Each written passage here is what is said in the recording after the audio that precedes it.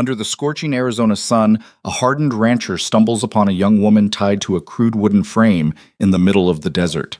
Barely alive, yet her eyes burn with something far more dangerous than fear. When he cuts her free, she strikes at him with lethal precision. Before either can decide if the other is enemy or ally, armed riders appear on the horizon, and a single choice pulls him into a war he never wanted.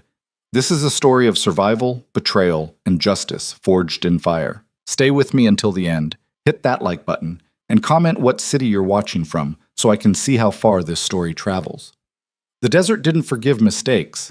Cole Tanner knew that better than most. 20 years working cattle in Arizona territory had taught him to read the land the way some men read scripture. Every shadow, every shift in the wind carried meaning. Which was why, 3 hours into his ride toward the trading post at Copper Wells, something felt wrong. He reined in his mare and stood in the stirrups, squinting against the glare. The sun sat high and merciless, turning the air into something you could almost see. Heat shimmers danced across the flats, making the horizon waver like a mirage. Nothing moved except the wind, pulling dust devils across the hardpan. But there, about a quarter-mile out, something vertical broke the endless horizontal, something that shouldn't be there. Cole touched his heels to the mare's flanks and rode toward it, one hand resting on the Winchester across his saddle. As he drew closer, the shape resolved into a wooden frame, maybe 8 feet tall, 2 posts driven into the ground with a crossbeam lashed between them. Crude work. Hasty. And someone was tied to it. Cole's jaw tightened. He'd seen this before, years back. Apaches used frames like these for prisoners sometimes, though this didn't look like their work. Too sloppy. And Apaches didn't usually leave their captives this close to white settlements. He approached slowly, the mare's hooves crunching on rock and brittle bush. The figure was small, slumped forward against the ropes, long black hair hanging down to hide the face. A woman, he realized. Young, probably. She wore doeskin leggings and a torn cotton shirt, both crusted with dust and what might have been blood. Cole dismounted 10 feet out, rifle in hand. "You alive?" No response. The woman's head didn't move. He came closer, boots scraping sand, and that's when he saw her hands. The fingers were curled into the rope, not limp, holding on. And beneath the curtain of hair, one eye opened, dark, alert, tracking his every movement. "Easy," Cole said, lowering the rifle slightly. "I'm going to cut you down." He pulled his knife and moved to the ropes binding her wrists. The moment the blade touched the hemp, she exploded into multi-motion. Her freed hand shot out and grabbed his wrist with shocking strength, twisting it inward while her leg hooked behind his knee. Cole went down hard, the knife flying from his grip. She landed on top of him, one forearm pressed against his throat, her other hand reaching for the blade in the dirt. "Who sent you?" Her voice was hoarse, but sharp as broken glass. "Briggs? The colonel?" Cole couldn't answer with her arm crushing his windpipe. He bucked once, trying to throw her off, but she had leverage, and she knew how to use it. Black spots crept into his vision. "Not," he managed to choke out. "Nobody!" She pressed harder, her face inches from his. Up close he could see the bruises mottling her cheekbone, the split in her lower lip, the fever-bright intensity in her eyes. This woman was half-starved and probably concussed, but she fought like someone with everything to lose. "Liar," she hissed. Cole's hand found a rock. He didn't want to hurt her, but he didn't plan on dying in the dirt either. He swung it up toward her temple, not hard enough to crack bone, just enough to stun. But she saw it coming and twisted away. The rock glanced off her shoulder instead. It bought him a second. He rolled, throwing her sideways, and scrambled to his knees. She came up at the same time, his knife now in her hand, body coiled and ready. "Listen to me," Cole said, breathing hard. "I don't know who Briggs is. I don't know what you're mixed up in. I saw you tied up and figured you needed help. That's all." "Help?" She spat the word like poison. "Nobody helps. Not out here." "Well, I was about to before you tried to choke me to death." They stared at each other across 6 feet of desert. Cole could see her weighing options, calculating odds. She was smart. He'd give her that. Smart enough to know she was in bad shape, and smart enough to know that if he'd wanted her dead, he could have shot her from 50 yards out instead of cutting her down. "You're alone?" she asked. "Do you see anyone else?"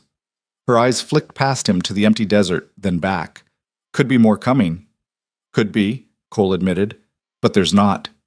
She shifted her weight, still holding the knife ready. "The men who did this, How long ago did they leave? How would I know? I just got here. Look at the tracks, old man. You know how to read sign or not? Old man. Cole was 43 and he'd been called worse. He moved slowly toward the frame, keeping his hands visible, and crouched to study the ground.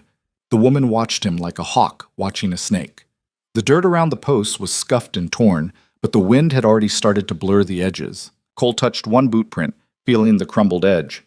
3, maybe 4 hours, he said. 6 riders, I'd guess. Headed northwest. 6. She closed her eyes briefly. They split up. That means the others went for reinforcements. Reinforcements for what? She didn't answer. Instead, she swayed slightly, catching herself with visible effort. The knife dipped. Cole stood. You need water. I need a horse and a head start. You need water first, or you won't make it half a mile. He walked back to his mare, moving deliberately, and pulled his canteen from the saddle. When he turned around, she'd shifted position to keep him in sight, but she was listing to one side now, the adrenaline clearly fading. He tossed the canteen. She caught it one-handed, a reflex that spoke of training, and stared at it like it might be a trick. It's just water, Cole said. She uncapped it and sniffed, then took a careful sip. Then another, longer one. She had enough self-control not to gulp it down, which meant she'd been in bad situations before. You learned rationing the hard way, or you didn't live long enough to learn it at all. What's your name? Cole asked. Does it matter? Probably not, but if we're going to stand here pointing weapons at each other, might as well be civilized about it. The corner of her mouth twitched. Not quite a smile, but close. Kaya. Cole Tanner. Tanner. She lowered the knife slightly. You run cattle north of Copperwells? He felt something cold settle in his gut. How do you know that? I know a lot of things. Kaya took another drink, then capped the canteen and tossed it back. You lost your family 6 years ago. Raiders hit your ranch while you were in town, burned everything, killed your wife and both sons. Cole's hand dropped to the rifle before he could stop himself. Who the hell are you? Someone who pays attention. Her eyes were steady, unafraid. You've been alone since then. You work hard, keep to yourself, and you don't trust easy, which makes you either very careful or very broken. Maybe both. That doesn't answer my question. No, Kaya agreed. It doesn't. The wind picked up, carrying the smell of creosote and hot stone. Cole's mare stamped and blew, nervous about something. He'd learned to trust the horse's instincts. She was rarely wrong. We should move, Kaya said, her gaze shifting to the northern horizon. They'll send scouts back to check if I'm still here. The men who did this to you? Yes. And they are? Soldiers, or men pretending to be soldiers. Sometimes it's hard to tell the difference. She started walking toward his horse, still holding his knife. I need to borrow this. Like hell you do. She stopped and turned. For the first time, something like exhaustion showed through the armor. Listen, Tanner, I don't have time to explain, and you don't have time to hear it. Those riders are going to come back, and when they do, anyone near me is going to die. So you can either lend me your horse and walk back to town, or you can ride off now and pretend you never saw me. Either way, you need to leave. Or you're going to get pulled into something that's not your fight. Cole looked at her, this skinny, battered woman with blood on her clothes and fire in her eyes, and he thought about the ranch house 6 years gone, the graves he'd dug with his own hands, the empty years since. He thought about riding back to Copperwells, drinking rot-gut whiskey in the saloon, and waking up tomorrow to do the same damn thing he'd done yesterday. Maybe I'm tired of things not being my fight, he said. Kaya stared at him. You don't know what you're saying. Probably not. He walked to the mare and pulled the rifle from its scabbard, then checked the load. 16 rounds in the tube, 1 in the chamber. He had another box of ammunition in his saddlebag. But I know what happens to people left alone in the desert, and I've got no stomach for it anymore. So if someone's hunting you, they're going to have to go through me first. You're insane. That's been suggested before. Cole swung into the saddle and offered his hand. You coming or not? She looked at his hand like it was a coiled rattlesnake. Then she looked at the horizon, where a thin plume of dust was beginning to rise in the distance. Damn, she breathed. Cole followed her gaze. The dust was moving fast, spreading wider. More than 6 riders this time. A lot more. Now or never, he said. Kaya grabbed his hand and swung up behind him, settling into place with practiced ease. She still had his knife, he noticed. Well, that was a problem for later. North, she said against his ear. The canyon lands. We can lose them there. Cole kicked the mare into a run, and the desert exploded behind them. The first shots came about 2 minutes later, high and wide, meant to pin them down more than kill. Cole kept the mare running, angling toward a line of low bluffs that marked the edge of the Badlands. The terrain here was treacherous, all broken rock and hidden arroyos, but it was also maze-like. If they could make it to the canyons, they had a chance. How many? He shouted over the wind. 20, maybe more, Kaya called back. Briggs doesn't do anything small. This Briggs, he military? Was. Now he's something worse. Another shot cracked past, closer this time. Cole leaned low over the mare's neck, feeling Kaya press against his back. She was light, but the horse was already breathing hard. They couldn't outrun 20 men forever. There, Kaya pointed ahead to where the bluff split into a narrow defile. That gap, it opens into the Red Rock country. Cole aimed for it, the mare's hooves striking sparks off stone as they hit the rocky ground. Behind them, the sound of pursuit grew louder. Hoofbeats, shouts, the jingle of tack and weapons. Professional riders, moving in formation. They plunged into the gap just as a volley of rifle fire tore up the ground where they'd been seconds before. The walls rose steep on either side, red sandstone banded with white, and the path twisted like a snake. Cole had to slow the mare to navigate the turns, trusting her footing on the loose scree. Keep going, Kaya urged. It widens about a quarter mile up. And then? Then we have choices. The defile opened suddenly into a broader canyon, the floor scattered with juniper and sage. Cole pulled up, the mare heaving beneath him, and looked back. No one had followed them through yet, but it was only a matter of time. Kaya slid down and stumbled, catching herself on a boulder. She was in worse shape than she'd let on, probably a mild concussion at minimum, maybe cracked ribs from the look of how she held herself. Can you shoot? Cole asked, dismounting. Yes. Here. He pulled his old Colt from his belt and handed it to her, along with a handful of cartridges. 6 in the cylinder, these for reload. You know how to use it? She checked the action with quick, efficient movements. I know. Cole moved to the canyon mouth and found a position behind a fallen slab of sandstone. From here, he had a clear view of the defile and anyone trying to come through it. Kaya took up position on the opposite side, 20 feet away. When they come, Cole said, aim low. First shot won't kill, but it'll drop them. Horses won't want to step over a body in that narrow space. It'll jam them up. Kaya looked at him with something new in her expression. You've done this before.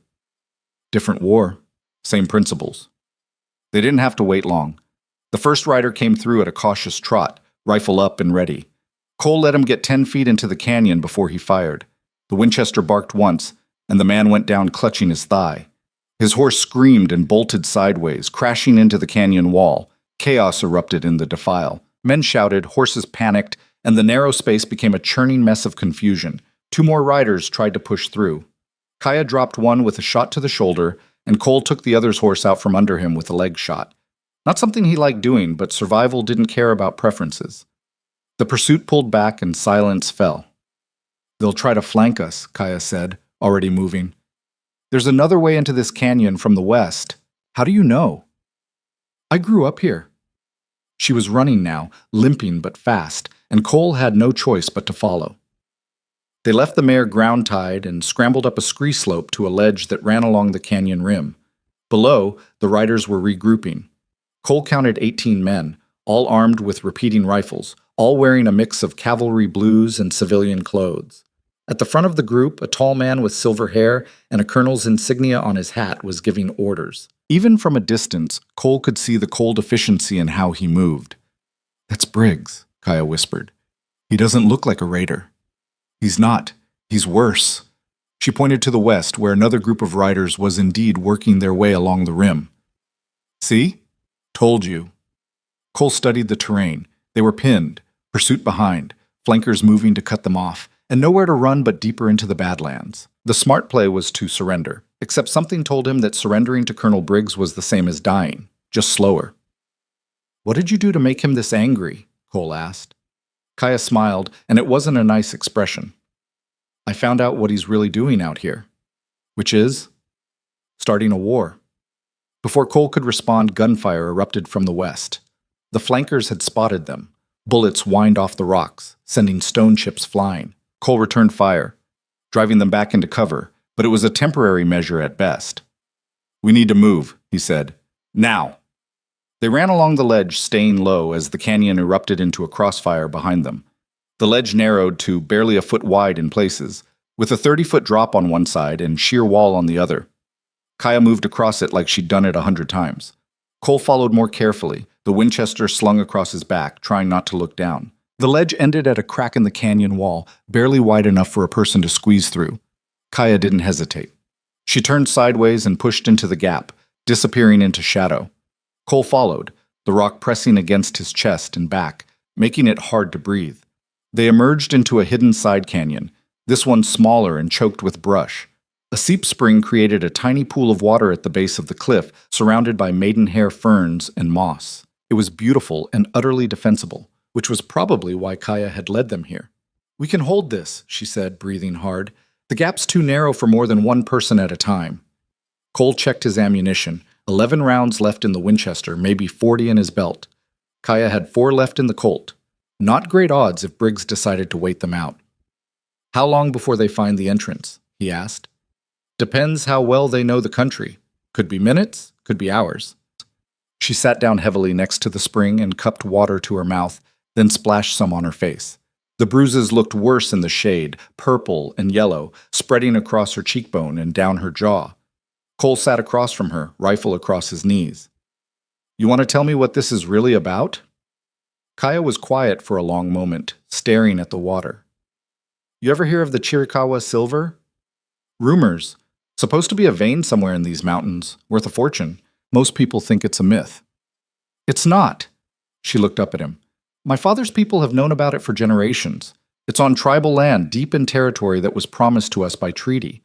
For years, we kept it secret because we knew what would happen if word got out." "Let me guess. Word got out." "Briggs found out 6 months ago. He came to my father pretending to be an honest officer, offering protection from raiders and settlers. What he really wanted was access to the silver. When my father refused, Briggs started planning something bigger. Cole felt the pieces starting to fit together, and he didn't like the picture they made. A war. He's been arming both sides, giving rifles to the worst elements in the tribes, staging raids on white settlements and blaming us, then using those raids to justify military action. He's got weapons stockpiled in 3 different locations, ready to hand out to anyone willing to fight. Once enough blood's been spilled, he'll step in as the peacemaker, negotiate a new treaty that strips the tribes of their land and take the silver for himself. That's insane. That's profitable. The silver alone is worth millions, but that's not even the worst part. Kaya leaned forward. He's got support from people in Washington. Senators, bureaucrats, maybe even the War Department. This isn't just one man's greed. It's a conspiracy that goes all the way to the top. Cole processed that, feeling the weight of it settle on him like a stone. He'd thought he was just helping a woman in trouble. Instead, he'd walked into something that could reshape the entire territory. "And you?"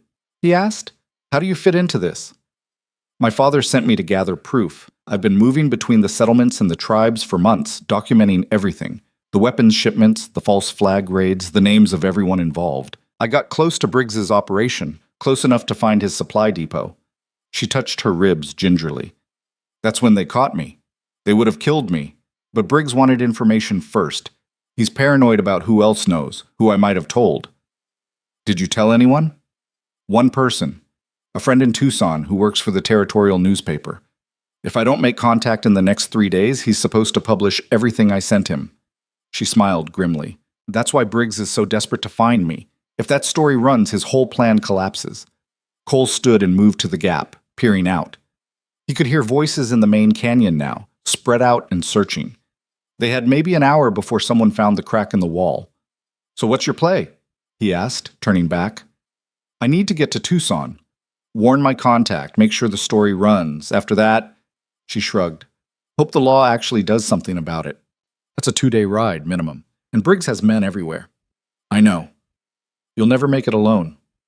"I know that too." Kaya met his eyes. "Which is why I'm asking for your help. Cole should have said no.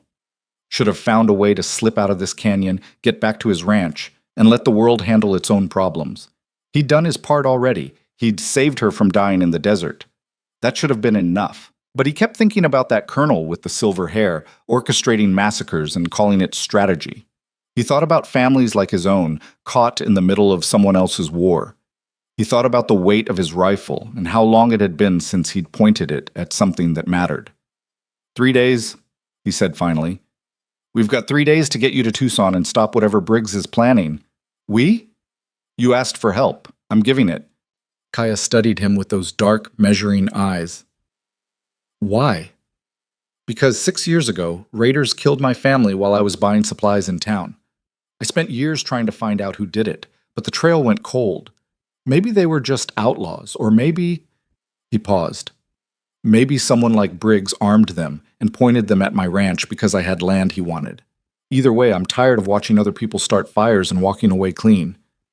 Revenge is a bad reason to do anything. Good thing that's not my reason. Cole checked the Winchester's action. I'm doing it because it's right. The revenge is just a bonus. For the first time since he'd cut her down, Kaya smiled. A real one. Small, but genuine. You're either the bravest man I've met, or the dumbest. Probably both. They spent the next hour preparing. Cole rationed out the rest of his water and the jerky in his saddlebag. Kaya used the time to clean her wounds as best she could, hissing through her teeth when she touched the gash along her hairline. Cole offered to help, but she waved him off. I've had worse, she said. I don't doubt it. Outside, the search continued. Twice, soldiers passed within 20 feet of the gap, but the angle in the shadows kept them hidden. Cole watched through a crack in the rock, counting men and noting their patterns. Briggs was methodical, dividing his force into search teams and sweep patterns. Professional work. As the sun began its slide toward the western horizon, painting the canyon walls in shades of amber and rust, Kaya moved up beside Cole. They'll pull back soon, she said quietly. Set a perimeter for the night and resume searching at dawn. That's when we move. Your mare's still in the main canyon. They'll have found her by now. Then we walk. Cole didn't love that answer, but he didn't have a better one. They settled in to wait, taking turns keeping watch while the other rested. Cole took the first shift, his back against the cool stone, rifle across his lap. As darkness fell, he found himself watching Kaya sleep. She'd curled up near the spring, using her arm as a pillow, and even in sleep her face held a wariness that spoke of hard experience. She couldn't have been more than 25, maybe younger, but she moved and thought like someone who'd already lived several lifetimes. What kind of father sent his daughter into something like this? Then again, what kind of daughter volunteered? The moon rose, 3/4 full, and bright enough to cast shadows. Cole could hear the soldiers settling in for the night. Low voices, the clink of metal on metal, someone singing off-key in Spanish. Normal sounds, the kind you'd hear around any army camp. It was easy to forget these men were hunting them like animals. Around midnight, Kaya stirred and sat up, instantly alert. Your turn, Cole said quietly. She nodded and moved to the gap while Cole stretched out on the ground. He didn't think he'd sleep, but exhaustion pulled him under faster than expected. He dreamed of fire and smoke, of his sons calling for him while raiders laughed in the darkness. He dreamed of the ranch house burning, collapsing in on itself while he stood frozen and useless. He dreamed of graves he'd dug in hard ground, and the silence that followed. He woke to Kaya shaking his shoulder, the eastern sky just beginning to gray with false dawn. Time to move, she whispered. They drank the last of the water and gathered their meager supplies. Cole had 11 rounds left in the Winchester, Kaya had 3 in the Colt. If it came to a fight, it would be a short one. They slipped through the gap single file, emerging into the main canyon as the world held its breath between night and day. The soldiers' camp was spread out below them, maybe 60 yards away. Bedrolls, a cold fire, sentries posted at intervals. Kaya led them up instead of down, climbing the scree slope to the canyon rim with quick, quiet movements. They were halfway up when a stone shifted under Cole's boot. It wasn't loud, just a soft click and rattle, but in the pre-dawn stillness it might as well have been a gunshot. Below, a sentry's head snapped around. There! The camp erupted. Men rolled out of bedrolls, grabbing weapons, and the quiet morning exploded into shouts and gunfire. Cole and Kaya ran, scrambling up the last stretch of slope as bullets kicked up dirt around them. They crested the rim just as the sun broke the horizon, flooding the Badlands with sudden, blinding light. Before them stretched miles of broken country, mesas and buttes, an endless maze of stone, beautiful and deadly in equal measure. Behind them, soldiers were already climbing the slope. Kaya grabbed Cole's hand and pulled him into a run, heading east toward the rising sun. They had no water, almost no ammunition, and 20 armed men on their trail. But they were alive, and the truth was still worth fighting for. The desert had swallowed worse gamblers than them. They ran until Cole's lungs felt like they were tearing apart, until the sun climbed high enough to turn the air into something solid and punishing. Kaya moved ahead of him with the kind of endurance that came from growing up in this country, her feet finding purchase on loose rock where his boots slipped and scattered stones. Behind them, the voices of pursuit had faded but not disappeared. Briggs wasn't the type to give up easy. Cole's canteen had been left with the mare, which meant they had nothing. No water, no food beyond the few strips of jerky he'd stuffed in his pocket during the night. The Badlands stretched in every direction, red rock and white sand and skeletal juniper trees that offered no shade worth mentioning.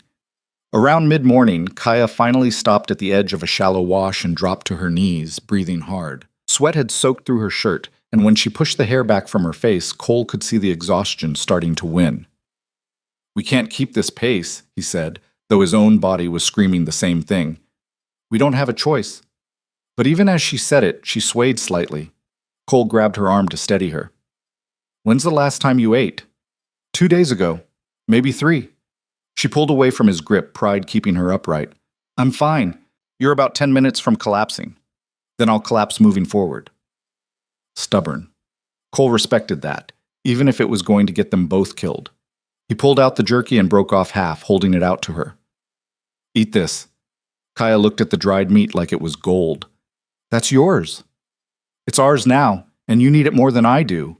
She took it after a moment's hesitation and bit off a small piece, chewing slowly to make it last. Cole ate his own portion and tried not to think about how little it was, how far they still had to go. 2 days to Tucson on horseback. On foot, in this heat, with no water. 4 days if they were lucky, 5 if they weren't. They might not make it at all. "There's a place," Kaya said between bites, "about 6 miles northeast of here. Old Pueblo ruins. There's usually water in the cistern, if the rains have been good." "Have they been good?" "Not really." She smiled without humor. "But it's better than dying of thirst out here." Cole looked back the way they'd come. No dust plumes yet, but that didn't mean much. Briggs could be tracking them right now, staying low and quiet. 6 miles. Can you make it?" "Can you?" Fair question. Cole was 20 years older and carrying an extra 30 pounds he didn't need. But he'd spent 2 decades working cattle in country that tried to kill you if you got soft, and he'd learned to push through pain a long time ago. "Let's find out," he said. They moved northeast, staying in the washes when they could to avoid showing themselves on the skyline. The sun climbed higher, and the heat became something alive and malicious. Cole's shirt stuck to his back, and his throat felt like someone had lined it with sandpaper. Every breath pulled in air so dry it hurt. Kaya stumbled twice in the first hour. The second time, she went down hard on one knee and stayed there, head hanging. Cole helped her up. "Talk to me. Keep your mind working." "About what?" "Anything. Your father, your people. I don't care." She was quiet for a few steps, then started talking in a voice that sounded far away.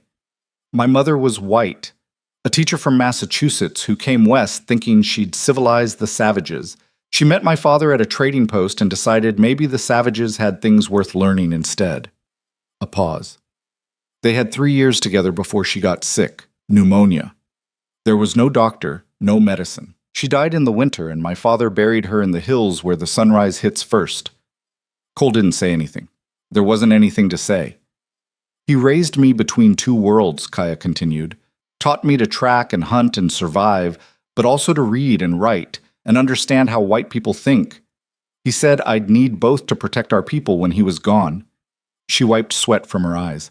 "I think he knew something like this was coming. He just didn't know how big it would be." "How big is it?"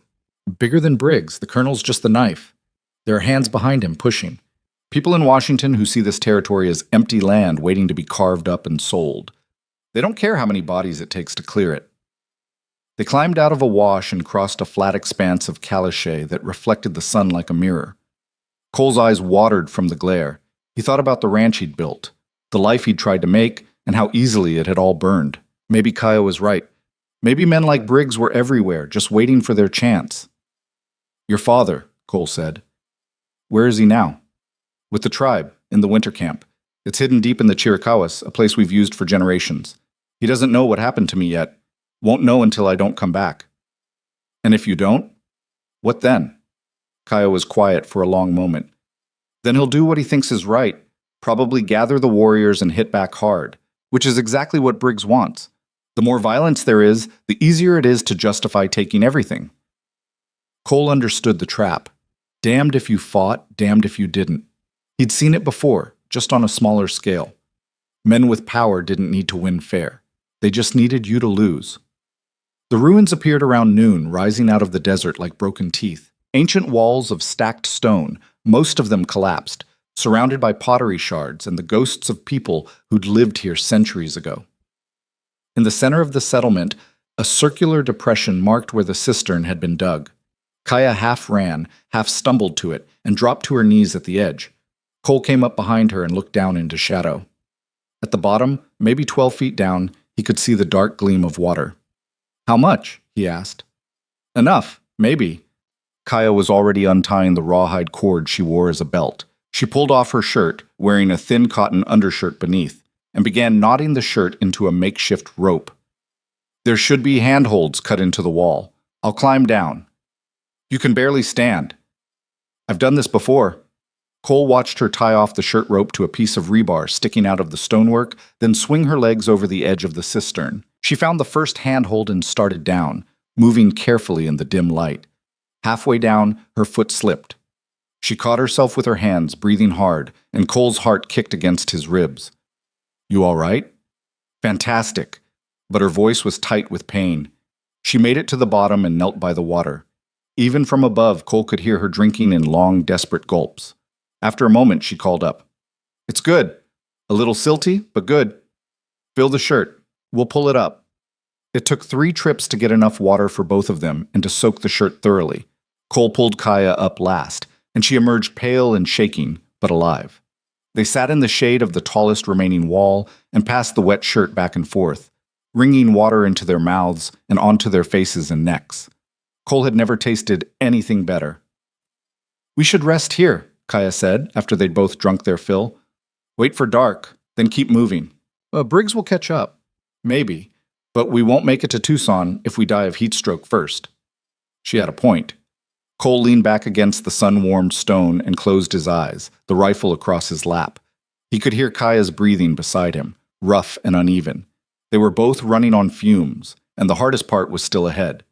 He must have dozed off, because when he opened his eyes again, the sun had shifted, and Kaya was standing at the gap in the wall, looking out at the desert. She'd put her shirt back on, still damp, and her hair was loose around her shoulders. "What is it?" Cole asked, coming alert. "Dust. 2 miles out, maybe less." Cole moved beside her and squinted against the glare. There, a thin line of dust moving northeast, parallel to their position. Not directly toward them, but close enough to be trouble. "Could be travelers," he said without much hope. "Could be." Kaya's hand rested on the Colt at her belt. "Want to bet your life on it?" They gathered what little they had and moved deeper into the ruins, finding a spot where the walls formed a narrow alcove with good sight lines. Cole checked the Winchester. Still 11 rounds. He'd have to make everyone count. The riders appeared 20 minutes later, 3 men on horseback, moving slow and methodical, reading the ground. They wore cavalry blues mixed with civilian gear, and even at a distance Cole could see the professional way they spread out to cover ground. Scouts. Briggs had sent his best trackers ahead. "They'll see our footprints at the cistern," Kaya whispered. "I know." "So we fight or run?"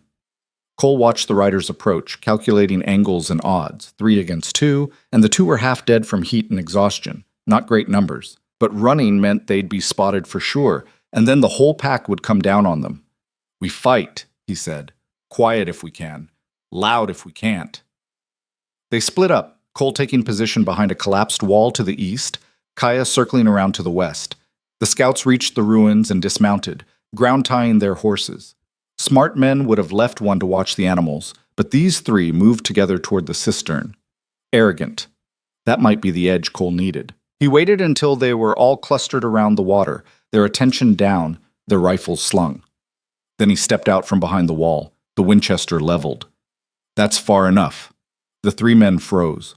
The nearest one, young, maybe 20, with a thin mustache, started to reach for his rifle. Don't, Cole said quietly. I'd rather not kill you, but I will.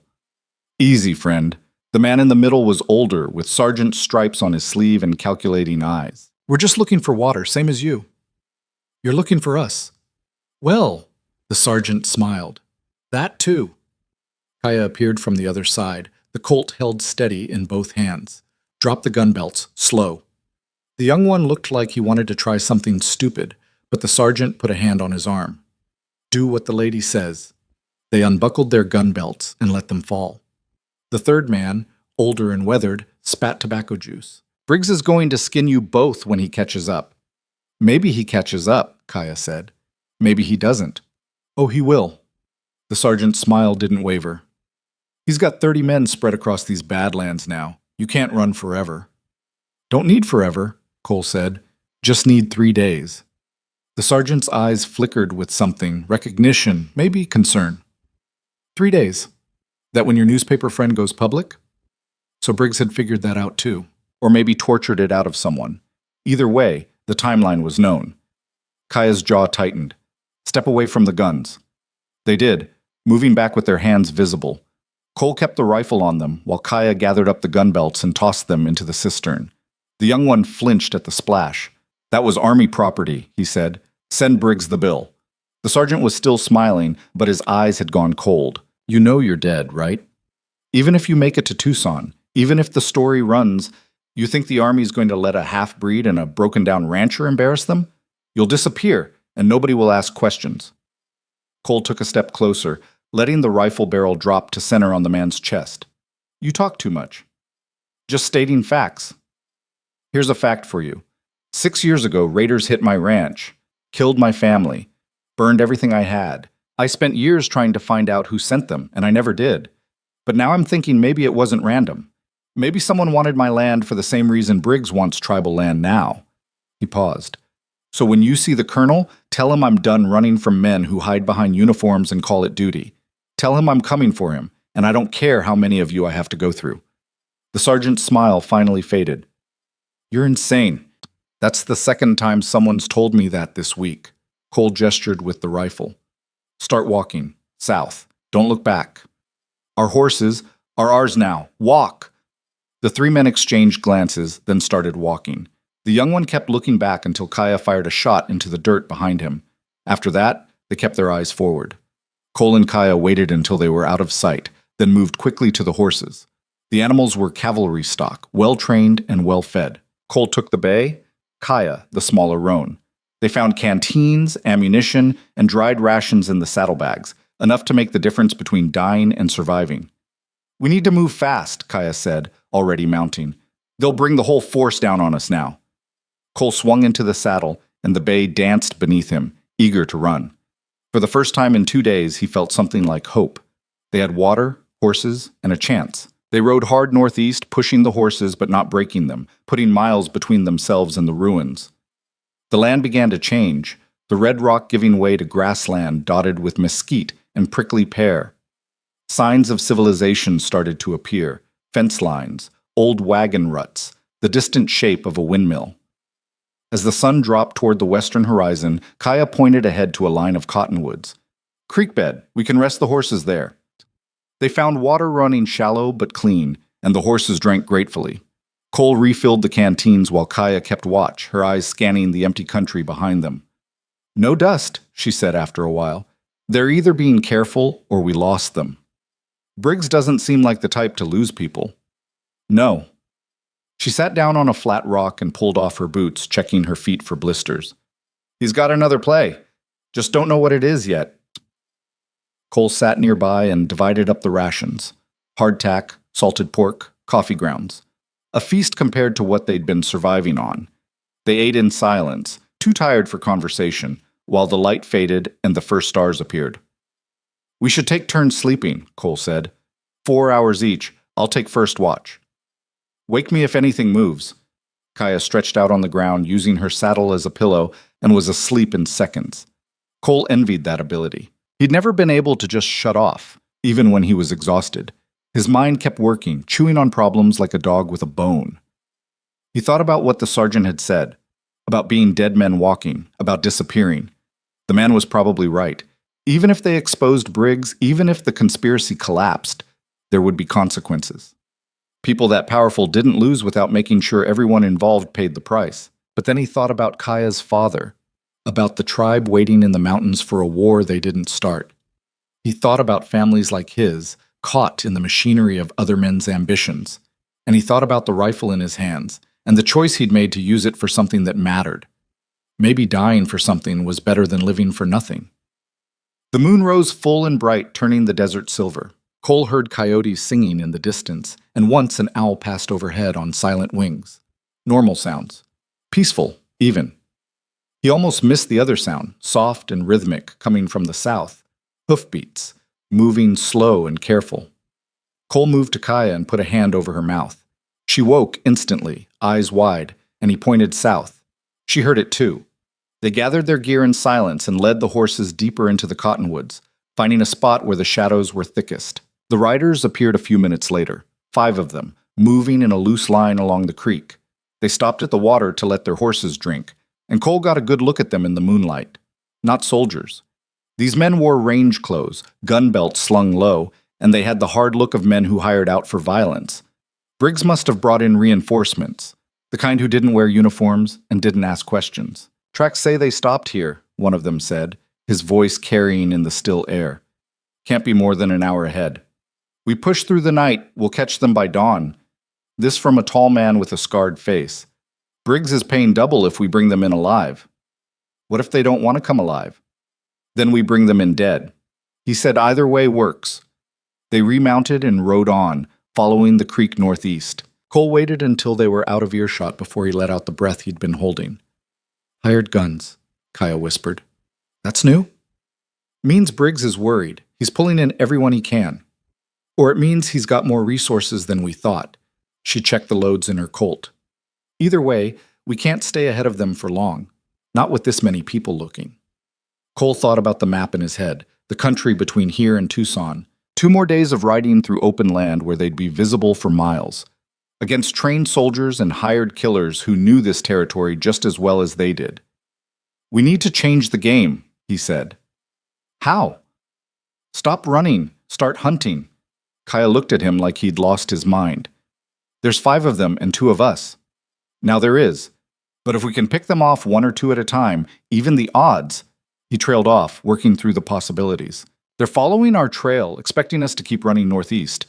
What if we double back, set up an ambush?" "That's insane. You keep saying that, because you keep suggesting insane things." But she was thinking about it. He could see the wheels turning behind her eyes. "We'd need terrain that forces them into a bottleneck, somewhere we can shoot from cover. There's a canyon about 3 miles east of here. Granite walls, narrow floor. My father used to drive cattle through it when I was a kid." Cole felt something cold in his chest. "Your father brought cattle through here?" "This whole area used to be shared grazing land, before the treaties got rewritten. My people and the ranchers, we traded, worked together sometimes. It wasn't perfect, but it wasn't war either." She stood and started saddling her horse. "The canyon's called Needle Gap. If we can get there before they do, we can hold it. Maybe." They rode east, staying off the main trail, using washes and low ground to hide their movement. The moon gave them enough light to navigate, but it also meant anyone looking could see them. Cole kept checking their back trail, expecting to see riders appearing at any moment. The canyon materialized out of the darkness like a knife wound in the earth, sheer walls of pale granite rising 60 feet on either side, with a floor maybe 20 feet wide. Perfect killing ground, if you were on the high side. Death trap if you weren't. Kaya pointed to a narrow game trail that zigzagged up the west wall. "We can get the horses up there, find positions on the rim." It took them 30 minutes of careful work to get the horses up the trail and hidden in a cleft behind the ridgeline. Then they moved into position, Cole on the north end of the canyon with a clear view of the entrance, Kaya on the south watching the exit. They settled in to wait. Cole laid out his ammunition, 11 rounds for the Winchester, plus 20 more from the saddlebags they'd taken. 31 shots total. Against 5 men, that should be enough. If he didn't miss, if his nerve held, if luck was on their side, a lot of ifs. The eastern sky was just beginning to gray when he heard them coming. The hired guns rode into the canyon in single file, following the tracks that Cole and Kaya had deliberately left obvious. They were talking among themselves, not bothering to keep quiet, confident in their numbers. Cole sighted down the Winchester, tracking the lead rider. His finger rested on the trigger, and he realized his hands were steady. No shaking, no hesitation. Somewhere in the last 2 days, he'd crossed a line he didn't even know was there. He waited until all 5 were in the canyon, boxed in with nowhere to run. Then he fired. The lead rider went down clutching his shoulder, and chaos erupted below. Horses reared and screamed, men shouted and grabbed for rifles. Kaya opened up from the other end, her shots precise and controlled, dropping another man from his saddle. The remaining 3 scattered, looking for cover that didn't exist. One made it to the canyon wall and pressed against it, trying to make himself small. Another wheeled his horse and tried to run back the way they'd come. The third just froze, caught between fight and flight. Cole put a round into the frozen man's leg, and he toppled sideways. Kaya shot the runner's horse out from under him, sending both crashing to the ground. That left one. The man pressed against the wall, who'd drawn his pistol and was firing blind up at the rim. His bullet sparked off granite 10 feet from Cole's position. Not even close. But the man kept firing, emptying his cylinder, then fumbling to reload with shaking hands. "Drop it," Cole called down. The man looked up, his face white in the dawn light. "Go to hell." "Your choice." Cole fired once more, and the man's pistol went spinning from his hand, broken. He slumped against the wall, cradling his shattered fingers, and the fight went out of him. Below, 3 men were down injured. One was trapped under his dead horse, and one was standing with his hands raised. Not bad for 30 seconds of work. Cole and Kaya made their way down to the canyon floor, rifles ready.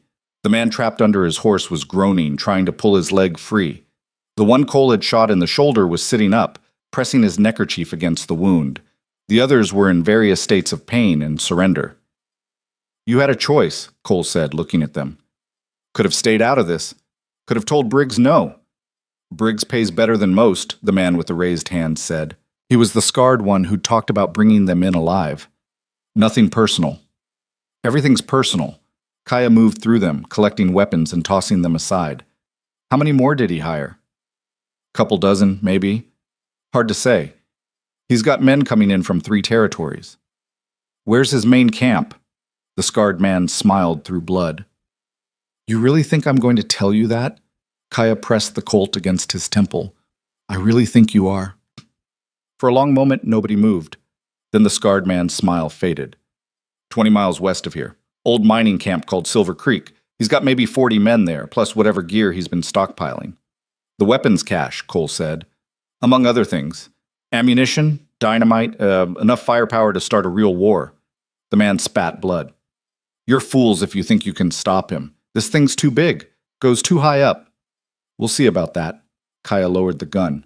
"How long before Briggs realizes you're not coming back?"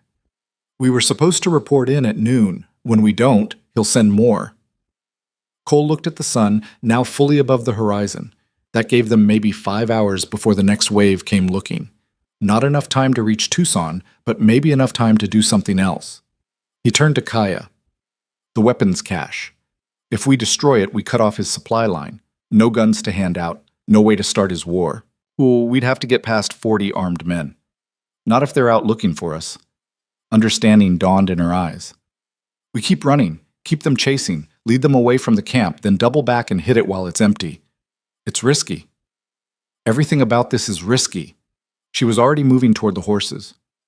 "But if we pull it off, we don't just save my people, we end this whole thing." Cole looked back at the hired guns, injured and disarmed and probably reconsidering their life choices. "You boys should head back to wherever you came from. Tell Briggs we're done running. Tell him we're coming for everything he's built."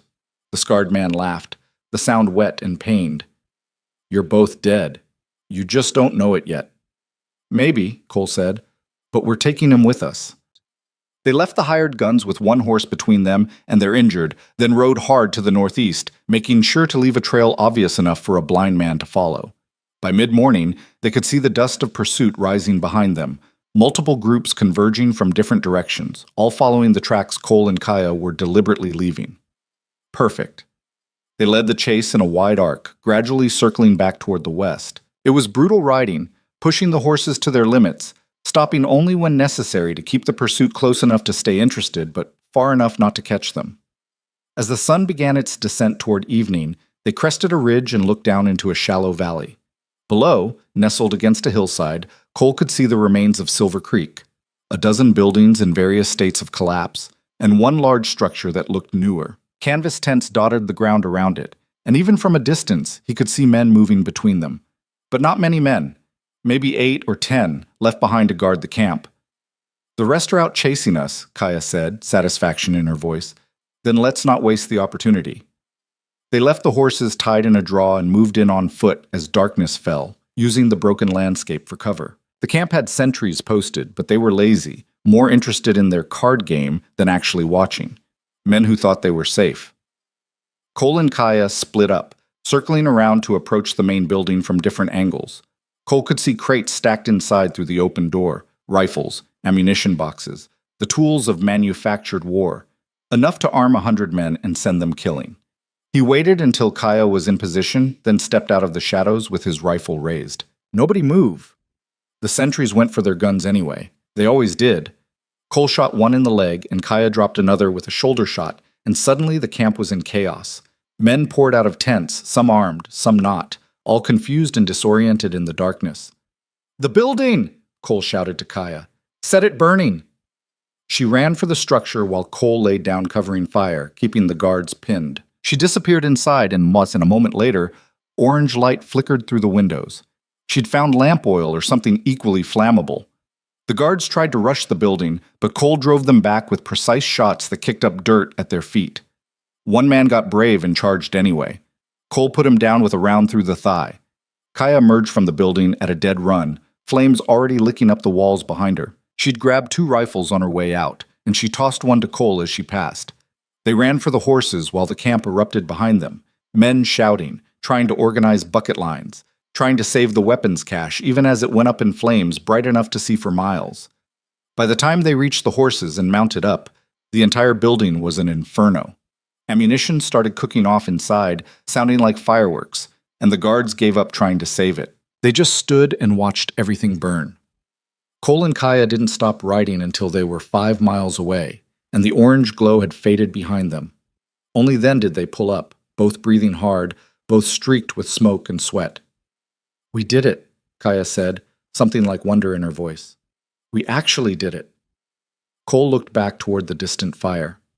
They'd destroyed Briggs' weapons, yes, but they'd also just announced exactly where they were to every man hunting them. Come morning, the whole force would converge on Silver Creek, and they'd find tracks leading northeast, straight toward Tucson. "We bought time," Cole said. "Now we have to use it." They rode through the night, stopping only to rest the horses when absolutely necessary. The country gradually changed around them, the raw desert giving way to grassland and scattered ranches. Signs of civilization, of the world beyond the Badlands where men like Briggs made their plans. As dawn broke on their 3rd day of running, Cole could see the shape of Tucson rising in the distance, adobe buildings and church spires, and the promise of law, if law still meant anything. They were going to make it. Against all odds, against Briggs and his hired guns and the desert itself, they were going to deliver the truth.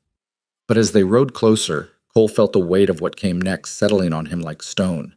The truth was one thing, justice was another. And men who built empires on lies didn't go down easy.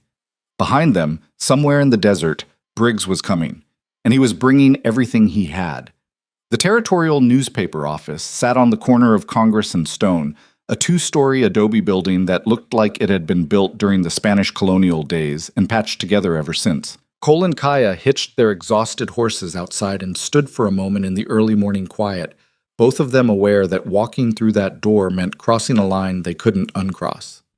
"Once we go in," Kaya said, "Briggs will know exactly where we are." "He probably already knows."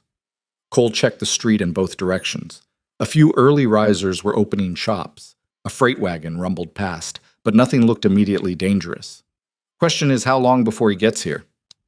They went inside. The front room smelled of ink and paper and old coffee. A clerk sat behind a desk, a young man with spectacles and ink-stained fingers who looked up with the weary expression of someone who'd worked through the night. "We're closed until 8, he said. "We need to see Thomas Milliken," Kaya said. "Now." The clerk's eyes sharpened at the name. "Mr. Milliken isn't seeing anyone without an appointment." "He'll see me." Kaya leaned on the desk, and something in her voice made the clerk lean back. "Tell him Kaya Nara is here. Tell him I need the insurance policy." The clerk hesitated, then stood and disappeared through a door at the back. Cole moved to the window, watching the street. A man in a dark suit had stopped across the way, pretending to read a notice board but positioned where he could see the newspaper office clearly. "We've got eyes on us already," Cole said quietly. Kaya joined him at the window. "That was faster than I expected. Briggs has had 3 days to position people. He knew this was the endgame." The clerk returned with an older man trailing behind him. Thomas Milliken was maybe 50, with thinning hair and the kind of ink stains that never quite washed out of skin. But his eyes were sharp, and when he saw Kaya, relief crossed his face so quickly Cole almost missed it. "Thank the heavens," Milliken said, then caught himself. "I mean, I'd heard rumors, people saying you were dead." "Not yet." Kaya glanced at the clerk. "Can we speak privately?" Milliken nodded and led them into a back office crammed with paper stacks, old ledgers, and a desk buried under correspondence. He closed the door and turned to face them. "The documents I sent you," Kaya said without preamble. "Please tell me you still have them." "I have them, and I verified everything I could. The weapons shipments, the falsified reports, the money transfers from Washington." Milliken sat heavily in his chair. "It's all true. Every word. Briggs has been orchestrating this for at least 8 months, probably longer." "Have you published?" "Not yet. I was waiting for you to confirm the final pieces, and when you didn't show up on schedule..." He spread his hands. "I didn't know if you were captured, or if the whole thing was compromised." Cole spoke up for the first time. "It's compromised now. Briggs knows we're here. You publish that story, you paint a target on yourself." "I'm aware of the risks, Mr. Tanner. Cole Tanner."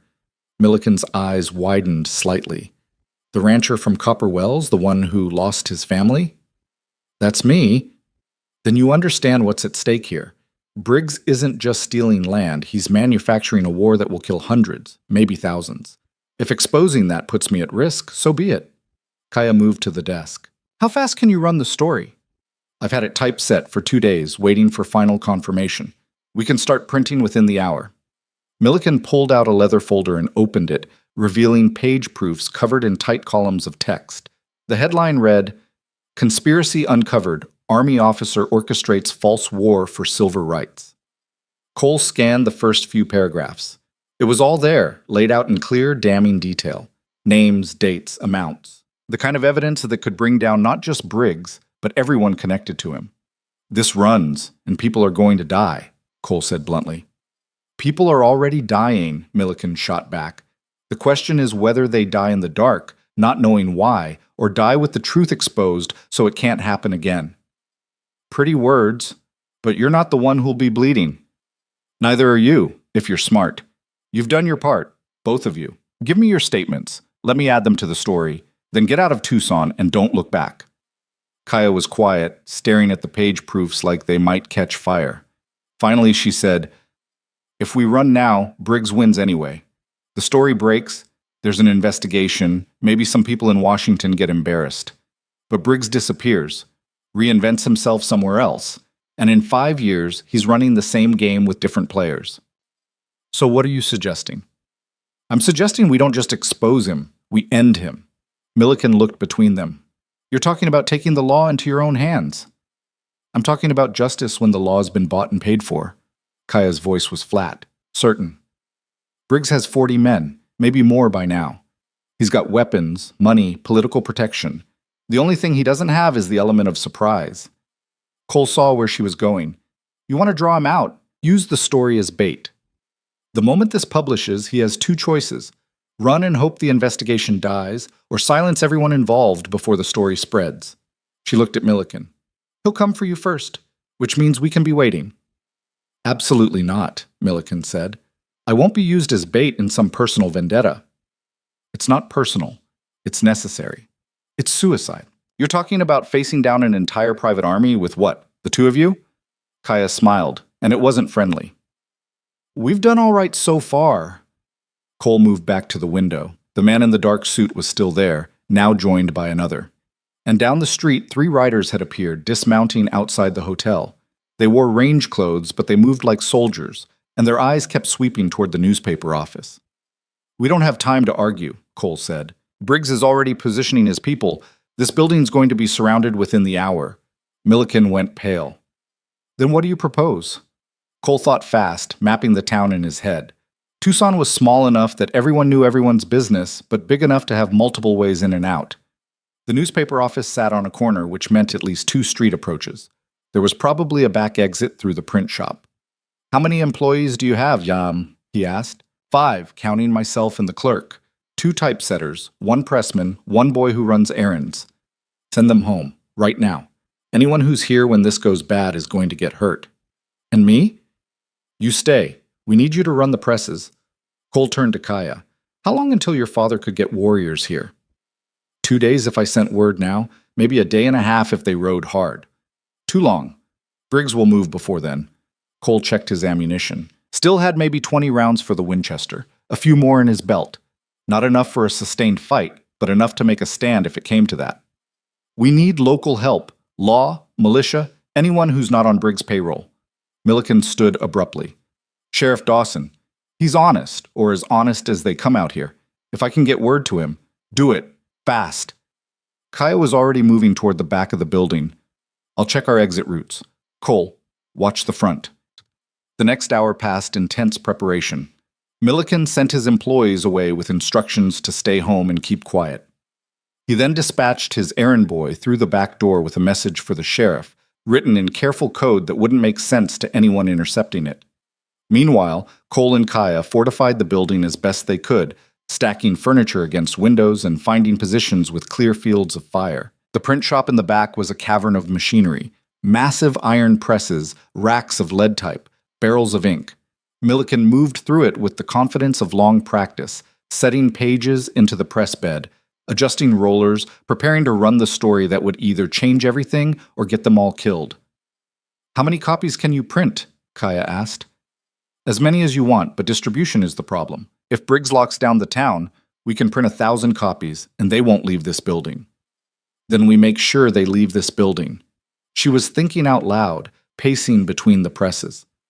What if we didn't wait for distribution? What if we brought people here? Cole understood immediately. Witnesses. The more people who see the story before Briggs can suppress it, the harder it becomes to bury. Exactly. Milliken, you know the town. Who do we trust? Milliken considered. There's a dozen merchants on this street who hate Briggs' supply monopolies. The Methodist minister has been preaching against the violence. And there's a women's society that's been demanding answers about the missing men from the last raid. Get word to all of them. Tell them there's going to be a public reading of a major story at noon, and they need to come armed with the truth. Kaya smiled grimly. Let's see Briggs try to silence a crowd. That's assuming he doesn't just shoot into the crowd. He won't, not with witnesses. He spent months building this conspiracy in secret. The last thing he wants is a public massacre in the middle of Tucson. Cole wasn't so sure about that, but they were committed now. Milliken slipped out the back to spread the word while Cole and Kaya settled in to wait. The presses began to clank and rumble, churning out copies of the story, each one another nail in Briggs's coffin. Outside, the watchers had multiplied. Cole counted at least 8 men now, stationed at various points around the block. They weren't trying to hide anymore. The message was clear. Nobody leaves. They're not coming in, Cole observed. Just watching. Waiting for orders. Kaya checked the Colt for the 10th time. Briggs is probably still out in the desert trying to track us. When he realizes we're here, he'll come himself. You sound certain. I am. He doesn't trust anyone else to finish this. Too much at stake. Cole thought about the colonel with the silver hair, the calculating eyes. Kaya was probably right. Men like Briggs didn't delegate the important kills. Around mid-morning, Sheriff Dawson arrived with 3 deputies. He was a weathered man in his 60s, with a star pinned to a vest that had seen better days. He looked at the armed men watching the newspaper office, and his jaw tightened. "Someone want to tell me what's happening here?" He called out to no one in particular. One of the watchers, a lean man with a rifle, stepped forward. "Private business, Sheriff. Nothing that concerns the law. Armed men surrounding a newspaper office concerns me plenty." Dawson rested his hand on his pistol. "You boys have business inside. You can state it to me first. We're waiting for someone." "Who?" "That's between us and them." Dawson studied the man for a long moment, then turned and walked deliberately toward the newspaper office front door. The watchers tensed but didn't move to stop him. Cole opened the door before he could knock. "Sheriff?" "Tanner. Heard you were dead." "Heard that myself. Turned out to be exaggerated." Dawson came inside and looked around at the fortified windows, the rifles, the tension thick enough to taste. "This is about Briggs." It wasn't a question, but Cole answered anyway. "It is. Milliken sent me a message, said there was something I needed to see. I'm guessing it's not just the morning weather report." Kaya appeared from the back, a newspaper proof in her hand. She gave it to Dawson without a word. He read slowly, his expression growing darker with each paragraph. When he finished, he looked up at them both. "This is all verified?" "Every word," Kaya said. "I spent 6 months documenting it. Names, dates, amounts. Briggs has been planning this since last spring. And you're—" Dawson paused. "You're Samuel Nara's daughter." "I am." "Your father's a good man. Kept the peace when others wanted war." The sheriff folded the proof carefully. "If this is true, and I'm inclined to believe it is, then we've got a problem bigger than my jurisdiction." "Which is why we're going public," Milliken said, emerging from the print shop with ink-stained hands. "Noon today. Public reading in the street. Let everyone in Tucson know what's been happening." Dawson looked at the armed men outside. "Briggs won't allow it." "Briggs doesn't get a vote. He's got 40 guns that say otherwise." The sheriff moved to the window. "Those men out there are just the advance. When Briggs gets word you're here, he'll bring everyone. You're talking about a battle in the middle of town." Cole stepped forward. "Then help us make sure it's a short battle. You've got deputies, you've got authority. Arrest those men for threatening citizens." "On what charge? Standing in the street isn't illegal." "Then tell them to move along. I can try." Dawson didn't sound optimistic. He walked back outside and Cole watched as he approached the watchers. There was a brief conversation, voices raised but not quite shouting. Then one of the watchers shook his head and turned away, dismissing the sheriff entirely. Dawson came back inside, his face red. "They're not moving," said they're exercising their right to free assembly. "And we're exercising our right to free press," Milliken said. "Looks like we're at a standoff." The morning crawled forward. More people began appearing on the street, merchants, townspeople, drawn by word of mouth and curiosity. Milliken's message had spread faster than Cole expected, and by 11:30 there were maybe 50 people gathered in front of the newspaper office, talking in low voices and shooting suspicious glances at the armed watchers. The watchers looked increasingly nervous. They'd signed on to intimidate a couple of fugitives, not to face down half the town. At 1:45, a rider came hard down Congress Street and pulled up at the newspaper office. He was young, barely 20, and his horse was lathered with sweat. He pushed through the crowd and pounded on the door. Cole opened it carefully, rifle ready. "Message for Kaya Nara," the rider gasped. "From her father." Kaya appeared immediately. "What happened?" "Your people. They're under attack. Started at dawn. Soldiers and militia, maybe 100 strong, hitting the winter camp." The young man was shaking, either from exhaustion or fear. "Your father sent me to find you. He says it started, the war Briggs wanted. He says—" The rider swallowed hard. "He says they're not going to survive without help." The color drained from Kaya's face. "How many casualties?" "Don't know. I rode out when the shooting started, but there were a lot of guns and most of our warriors were out on patrol. The camp was mostly elders and children." Cole felt something cold settle in his stomach. This was the play. Briggs couldn't stop the story from running, so he'd started the war anyway. Even if the truth came out, even if he went down, he'd make sure the bloodshed happened first. Scorched earth. Take everyone down with him. "When did you leave?" Kaya demanded. 6 hours ago. I've been riding straight through." 6 hours. The battle could be over by now. Her people could be dead or scattered, the winter camp burned, everything her father had tried to protect destroyed. Kaya turned to Milliken. "Run the story. Now. Every copy you can print and give them to anyone who'll take one. Make sure it spreads. Where are you going? To stop a massacre. She was already grabbing her rifle, checking ammunition with shaking hands. If Briggs wants his war, he's going to get one. Cole grabbed her arm. Wait, think about this. It's a 6-hour ride back to the winter camp. Even if we left right now, we'd arrive after dark. We'd be riding into an active battle with no intel, no support, against 100 armed men. Then I'll die with my people instead of hiding here while they're slaughtered. Or you finish what you started.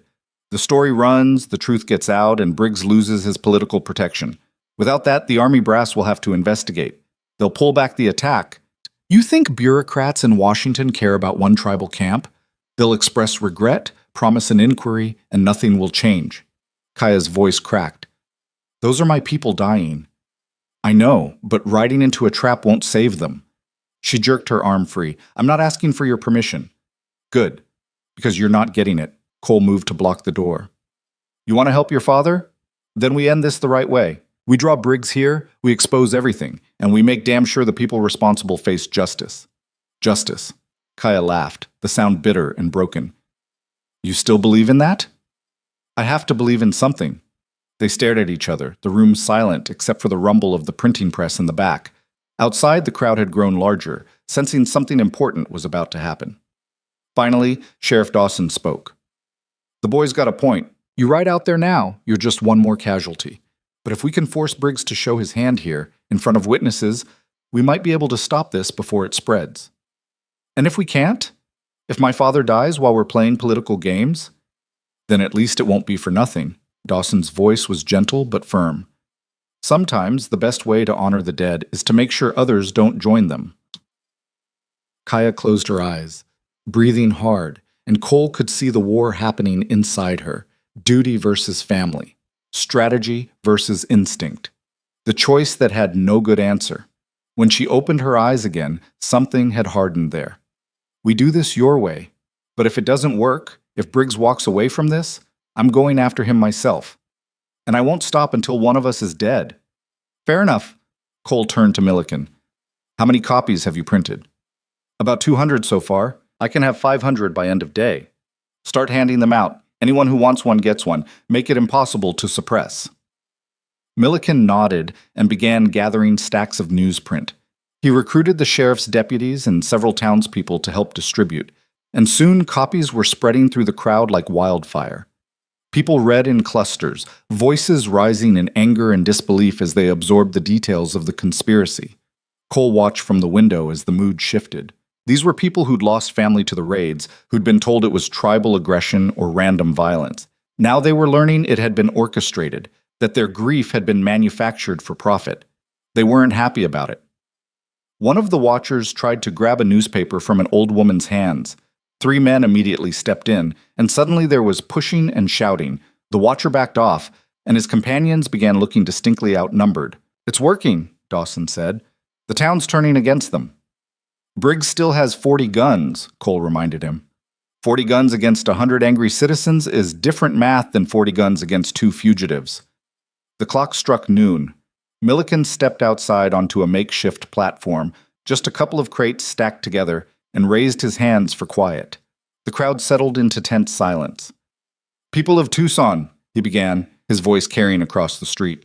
What you're reading today is the truth about the violence that's been tearing our territory apart. For months, we've been told that we're under attack from hostile tribes. We've been told that military force is necessary to protect our homes and families. He held up a newspaper. This is a lie. The attacks have been orchestrated by Colonel Marcus Briggs and a network of corrupt officials in Washington. They've been arming both sides, staging false flag raids, all to justify seizing tribal lands that contain valuable silver deposits. Murmurs rippled through the crowd. Someone shouted, "Where's your proof?" The proof is in your hands. Names, dates, financial records. Everything documented by a brave woman who risked her life to expose this conspiracy. Milliken gestured toward the newspaper office. Kaya Nara, daughter of Chief Samuel Nara, spent 6 months gathering evidence. And as we speak, soldiers under Briggs' command are attacking her people's winter camp, killing innocents to silence anyone who knows the truth. The murmurs turned to angry shouts. Cole could see the crowd's mood crystallizing into something dangerous and righteous. This was what Briggs had feared, not just exposure, but the fury of ordinary people realizing they'd been used. Then someone in the crowd screamed. Cole's head snapped toward the sound. At the end of Congress Street, riders were appearing in formation, two columns of armed men moving with military precision. At their head rode a tall man with silver hair wearing a colonel's insignia and an expression of cold fury. Briggs had arrived. The crowd scattered like startled birds, people diving into doorways and behind wagons as Briggs' column advanced down Congress Street.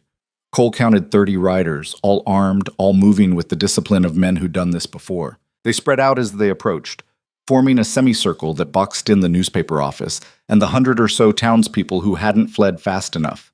Briggs rode to the front and stopped maybe 40 feet from where Milliken still stood on his makeshift platform. The colonel sat straight in his saddle, one hand resting casually on his thigh, the other holding his reins. He looked at the scattered newspapers littering the street like they were nothing more interesting than fallen leaves. "Thomas Milliken," Briggs said, his voice carrying easily in the sudden quiet. "That's sedition you're publishing. Libel at best. I could have you arrested." Milliken's hands were shaking, but his voice held steady. "Truth isn't libel, Colonel. Truth is whatever I say it is when I've got 30 rifles backing me up." Briggs's eyes moved across the crowd, then settled on the newspaper office windows. "Miss Nara, Mr. Tanner, I know you're in there. This has gone on long enough. Come out and we can end this peacefully." Cole stepped to the doorway, rifle held low but ready. "Peaceful. That's rich coming from a man who just ordered an attack on a camp full of women and children.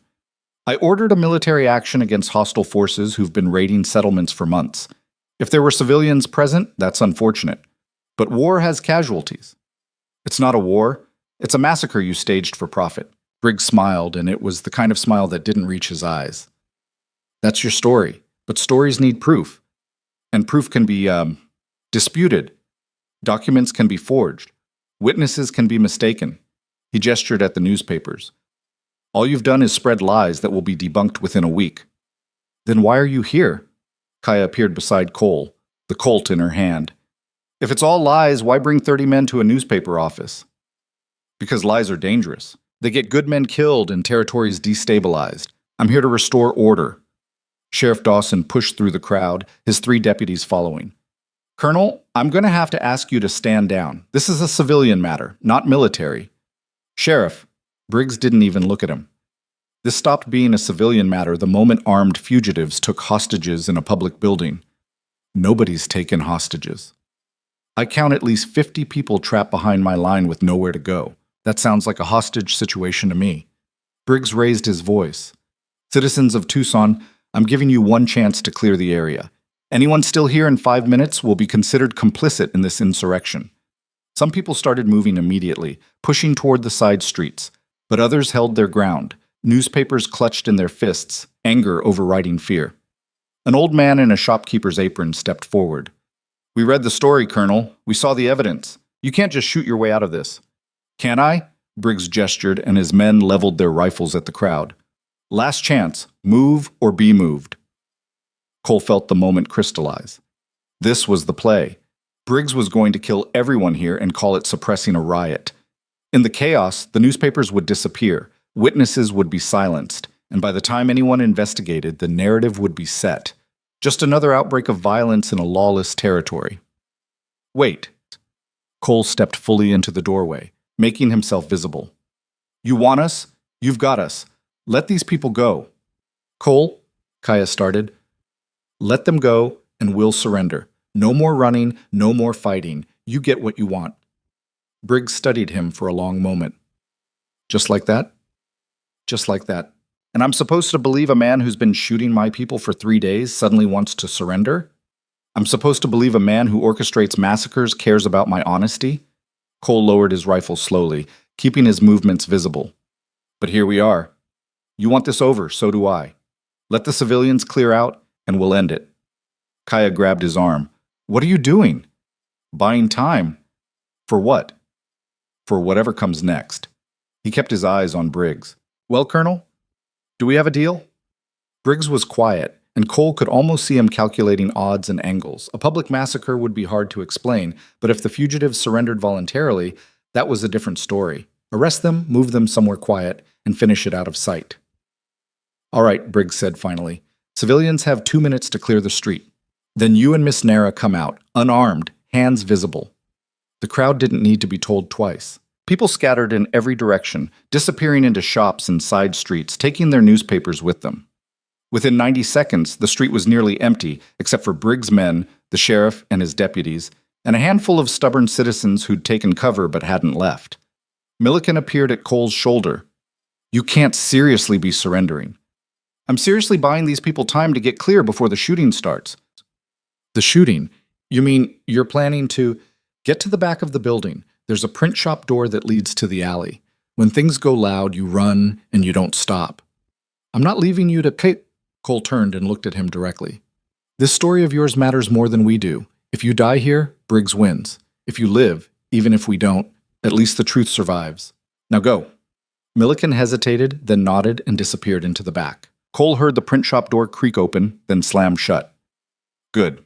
One less person to worry about. Kaya checked the cylinder of her Colt, counting rounds. What's the actual plan? Still working on it. That's not inspiring confidence. Welcome to my life. Cole moved to the window and studied the positions. Briggs's men had formed a loose perimeter, but they weren't in cover. They were confident, exposed, expecting an easy arrest. When I give the signal, aim for the horses. Drop 3 or 4 mounts and the formation breaks. And then? Then we move to the roof and hope the sheriff has more spine than I think he does. Dawson appeared in the doorway behind them.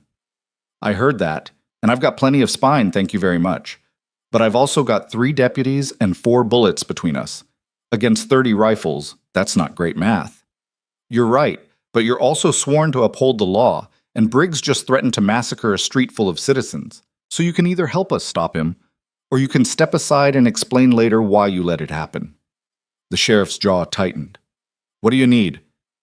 Cover fire when we move. Position your deputies in the buildings across the street. When things go sideways, make Briggs think twice about an open assault. That's not much of a plan. It's the plan we've got. Dawson looked at his deputies, 3 young men who suddenly seemed very aware they might not see tomorrow. You boys don't have to do this. No shame in walking away. The nearest deputy, a kid maybe 22 with freckles and red hair, shook his head.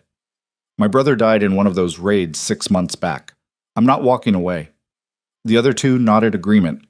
Dawson sighed, then gave them quick instructions and sent them scrambling to positions in the buildings across the street. Outside, Briggs called out again. Time's up, Tanner. You coming out, or do we come in? Cole stepped to the doorway one more time. We're coming. Hold your fire. He set the Winchester down just inside the door, where he could grab it fast, then stepped out into the street with his hands raised. Kaya followed a step behind, the Colt tucked into the back of her belt, but hidden under her shirt. They walked slowly toward Briggs, feet scuffing the dirt, and Cole could feel 30 rifles tracking their every move. The colonel sat motionless on his horse, watching them approach with the expression of a man who'd already won. When they were 10 feet away, Cole stopped. Close enough, he said. Briggs smiled. You're in no position to set terms. Maybe not, but I'm curious about something. That raid on the winter camp this morning. How many did you kill? I didn't kill anyone. The army responded to reports of hostile activity. Stop lying. You ordered it. You wanted Kaya's people wiped out before they could corroborate the story. So how many? Something flickered across Briggs' face. Annoyance, maybe, or just impatience. Does it matter? To me it does. To them it will. Them? Briggs looked around the empty street. Your witnesses are gone, Tanner. It's just us now. Look again. Briggs turned and his expression shifted as he saw what Cole had already noticed.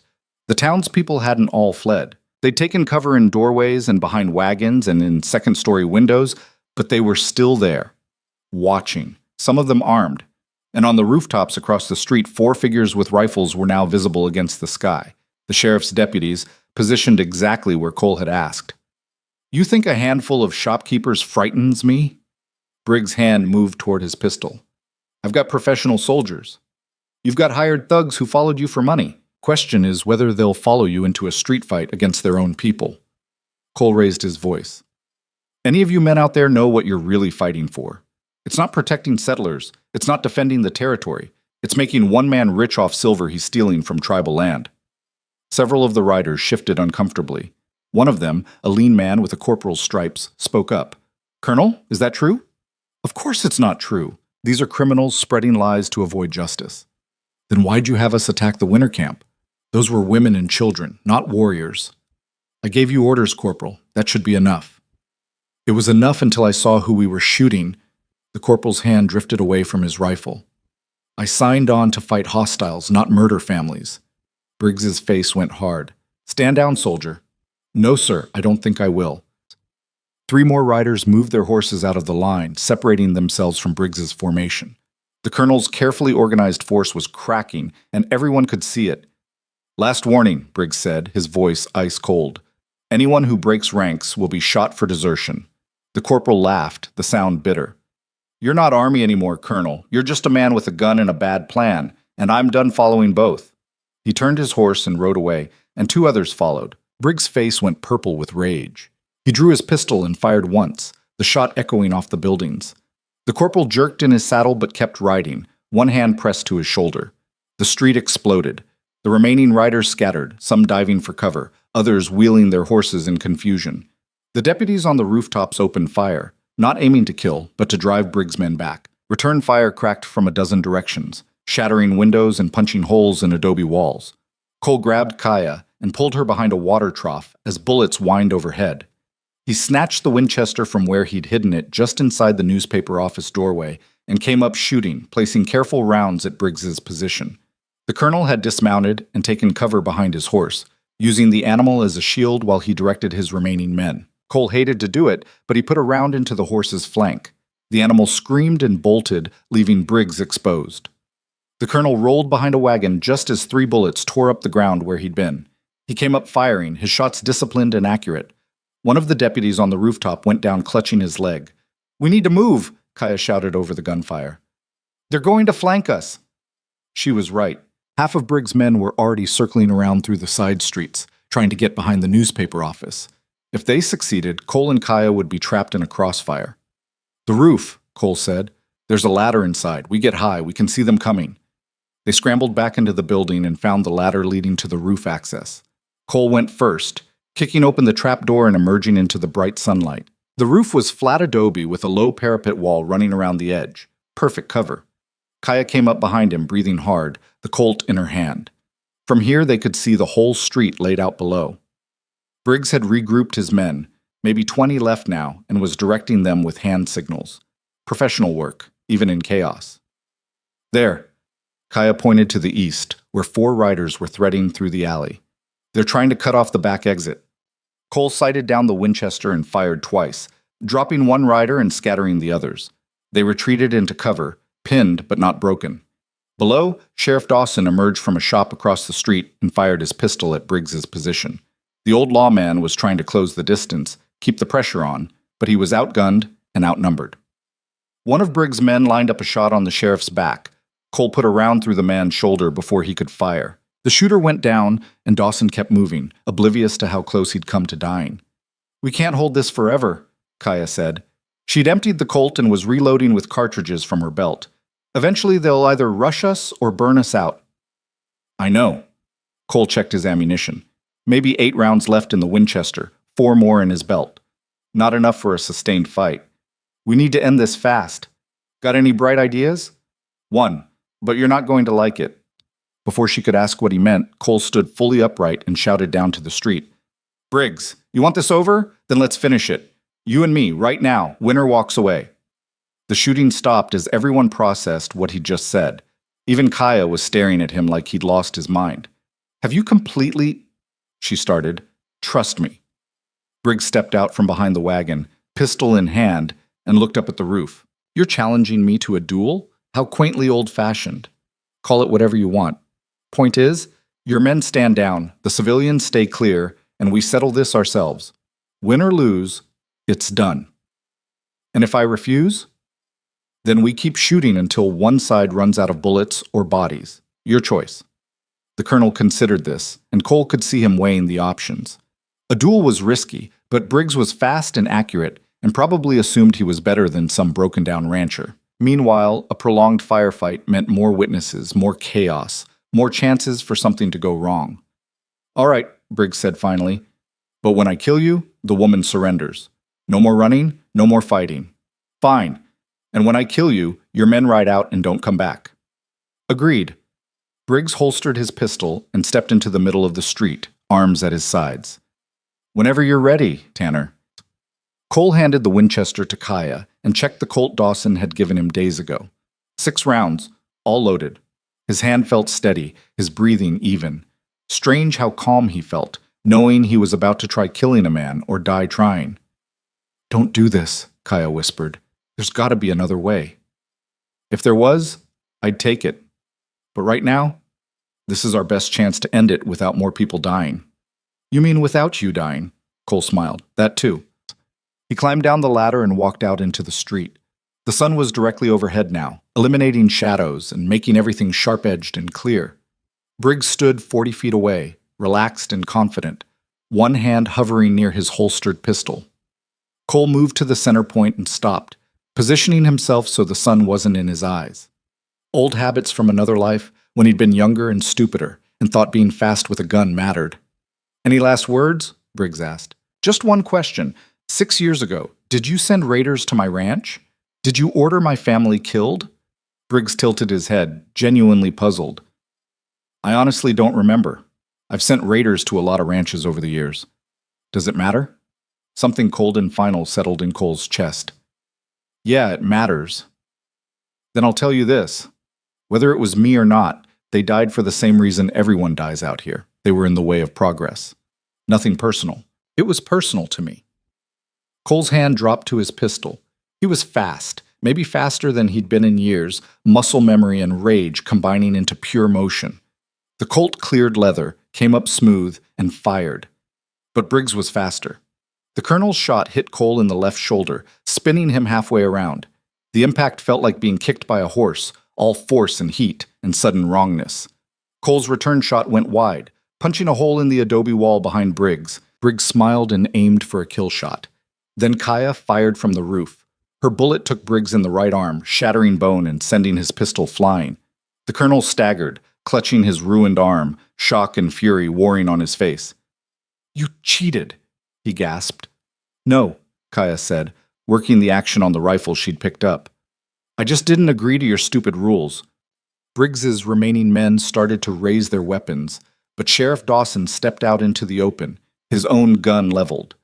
"Anyone who fires on that roof answers to me, and the law says I can shoot back." The riders hesitated, caught between following a wounded colonel and facing down an angry lawman backed by half the town. The moment stretched, tense and fragile, balanced on the edge of violence. Then one of them lowered his rifle. "I didn't sign up for this." He dismounted and walked away, leading his horse. Another followed, then 2 more. Within 30 seconds, Briggs was standing alone in the street, bleeding and abandoned, watching his private army evaporate. Cole pushed himself upright, his left arm hanging useless and screaming with pain. He retrieved his pistol from where he'd dropped it and walked slowly toward Briggs. "It's over," he said quietly. "You lost." Briggs laughed, the sound wet and broken. "You think this ends with me? There are a dozen others waiting to take my place. Men in Washington who see this territory as nothing but resources to extract. You've won today, Tanner, but tomorrow, next month, next year, someone else will try the same thing. Maybe, but you won't be around to see it." Cole raised the pistol, and for a moment he saw himself pulling the trigger. Saw Briggs falling, saw justice delivered by his own hand instead of by lawyers and judges who might never convict. Then he lowered the gun.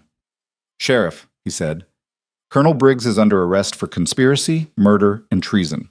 I'm sure you've got a cell that'll hold him." Dawson came forward with handcuffs, and Briggs didn't resist.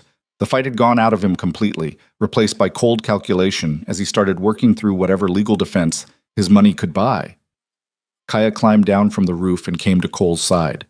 "You're bleeding." "I noticed." "We need to get you to a doctor." "In a minute." Cole looked around at the street, at the scattered newspapers and the bullet holes and the people starting to emerge from cover. "First, I need to know if your people survived. The winter camp." Kaya's face tightened. "I'll send riders. Should have word by tomorrow." "And if they didn't?" "Then Briggs dying slow in a cell is going to feel like mercy compared to what I'll want to do to him." Cole understood that sentiment better than he wanted to. But he also understood that revenge was a fire that burned everyone it touched, and sometimes the hardest thing was choosing not to light the match. The doctor turned out to be a German immigrant with steady hands and no patience for stupidity. He dug the bullet out of Cole's shoulder while lecturing him about the foolishness of dueling in the modern age. Cole bore it in silence, his teeth gritted against the pain. Kaya waited in the outer room, cleaning her rifle and ignoring the stares of the other patients. When the doctor finally released Cole with his arm in a sling and instructions to rest that Cole had no intention of following, she stood immediately. "Riders came back," she said, "from the winter camp." Cole's heart sank at her expression. "How bad?" 23 dead, mostly elders who couldn't run fast enough when the shooting started. Another dozen wounded. Her voice was flat, emotionless, which meant she was holding everything in tight. "My father survived. He got most of the children to safety in the caves before the soldiers overran the camp." "I'm sorry." Sorry doesn't bring them back. She walked toward the door, then paused. "But he also sent a message. Said to tell you that the tribe owes you a debt. You and your friend with the printing press. Without that story running, without the public outcry, the army might have finished what they started. What happens now? Now my father negotiates. The territorial governor is sending representatives, promising an investigation. Whether anything actually changes..." She shrugged. "We'll see. And you?" "I'm going home. Help bury the dead. Help rebuild what was burned. Try to make sure it doesn't happen again." She looked at him directly. "What about you?" Cole thought about his ranch, empty and cold, waiting for a man who wasn't sure he wanted to go back to being alone. He thought about the last 3 days, about fighting for something that mattered instead of just surviving. "Haven't decided yet," he said honestly. "Well, when you do, you know where to find me." Kaya held out her hand, and Cole shook it. Her grip was firm, calloused, the hand of someone who'd never backed down from a fight. "Take care of yourself, Tanner. You too."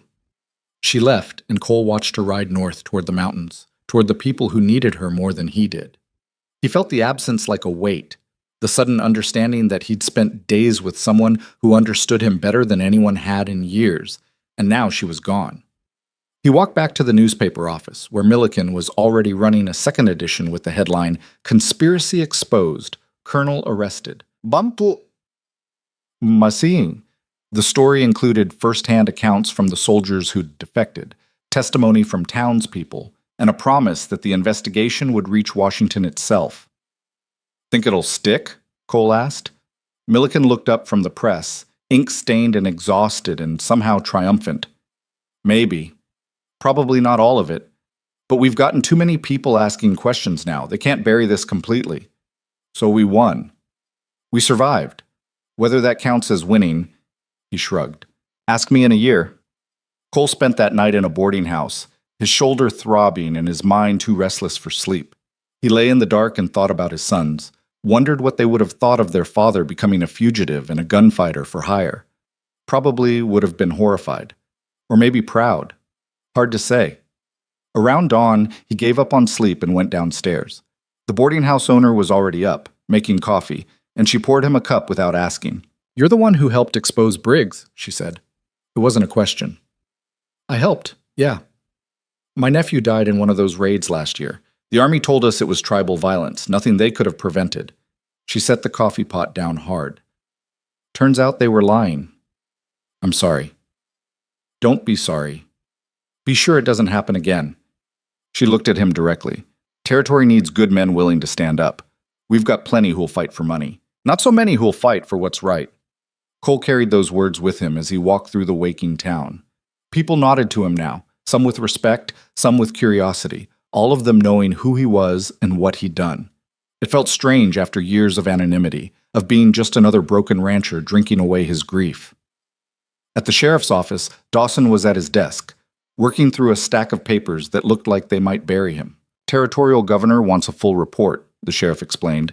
"Every detail, every witness, every piece of evidence. Going to take me weeks." "Need help?" Dawson looked up, surprised. "You volunteering?" "Maybe. Depends on what you're offering."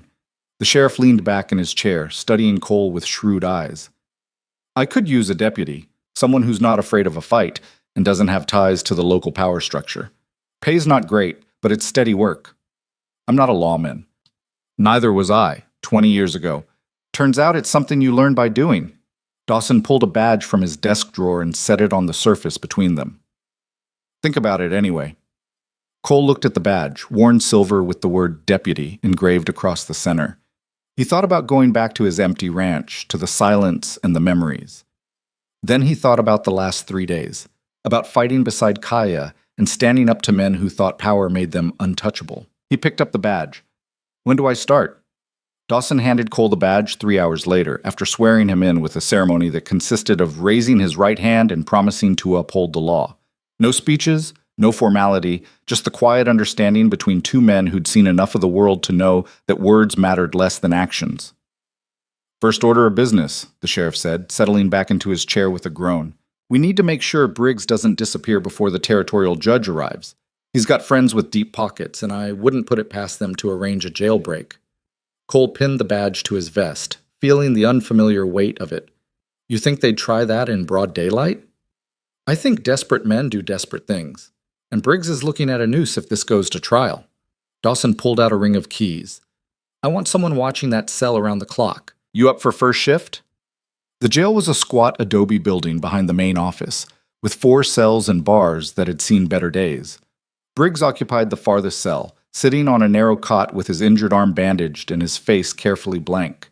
He looked up when Cole entered, and something like amusement flickered across his features. Deputy Tanner. How quickly fortunes change. Cole pulled up a chair and sat where he could watch both the cell and the door. You've got nothing to say that I want to hear. No? Not even about how naive you're being? Briggs stood and walked to the bars, moving carefully to favor his wounded arm. You think pinning on a badge makes you one of the good men? You think it erases what you've done? I'm not trying to erase anything. Then you're a fool. The law isn't justice, Tanner. It's just another form of power, and power flows to whoever can take it and keep it. Right now, you've got a little, but it won't last. Cole didn't respond. He'd learned a long time ago that men like Briggs lived to hear themselves talk, to probe for weaknesses they could exploit. Silence was the best answer. But Briggs wasn't finished. You know what happens next? The investigation comes, asks a lot of questions, makes a lot of noise. Maybe they arrest a few minor players, issue some strongly worded reports. But the men at the top, the ones who actually matter, they'll walk away clean. They always do. Maybe you're right. But at least they'll walk away knowing people are watching. For how long? A month? A year? Eventually, attention fades. People forget. And then it all starts again, just with different names. Briggs gripped the bars. You saved one tribal camp, congratulations. But there are 100 others, and someone else is already planning how to take their land. You can't stop it. You can only choose which side you're on when it happens. Cole met his eyes. Then I choose to be on the side that doesn't murder children for profit. High-minded, and ultimately pointless. Briggs returned to his cot. But enjoy your moral superiority while it lasts. In 6 months, you'll be just another drunk rancher wondering why nothing ever changes. The conversation ended there, and Cole spent the next 4 hours watching a man who'd orchestrated massacres act like he was the reasonable one in the room. It was exhausting in a way that had nothing to do with the bullet wound in his shoulder. Around sunset, one of the other deputies came to relieve him. Cole walked out into the cooling evening air and found Milliken waiting on the steps. Thought you might be hungry, the newspaperman said, holding up a cloth-wrapped bundle. Sally's diner sent over some beef and potatoes. Said it's on the house for the man who helped expose Briggs. They sat on the steps and ate while the town settled into its evening rhythms. Lamps were being lit in windows, families gathering for supper, the normal life of a place that had come within a hair's breadth of becoming a war zone.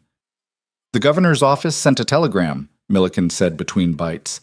They're sending a territorial judge and a prosecutor. Should be here within the week. Think they'll actually prosecute?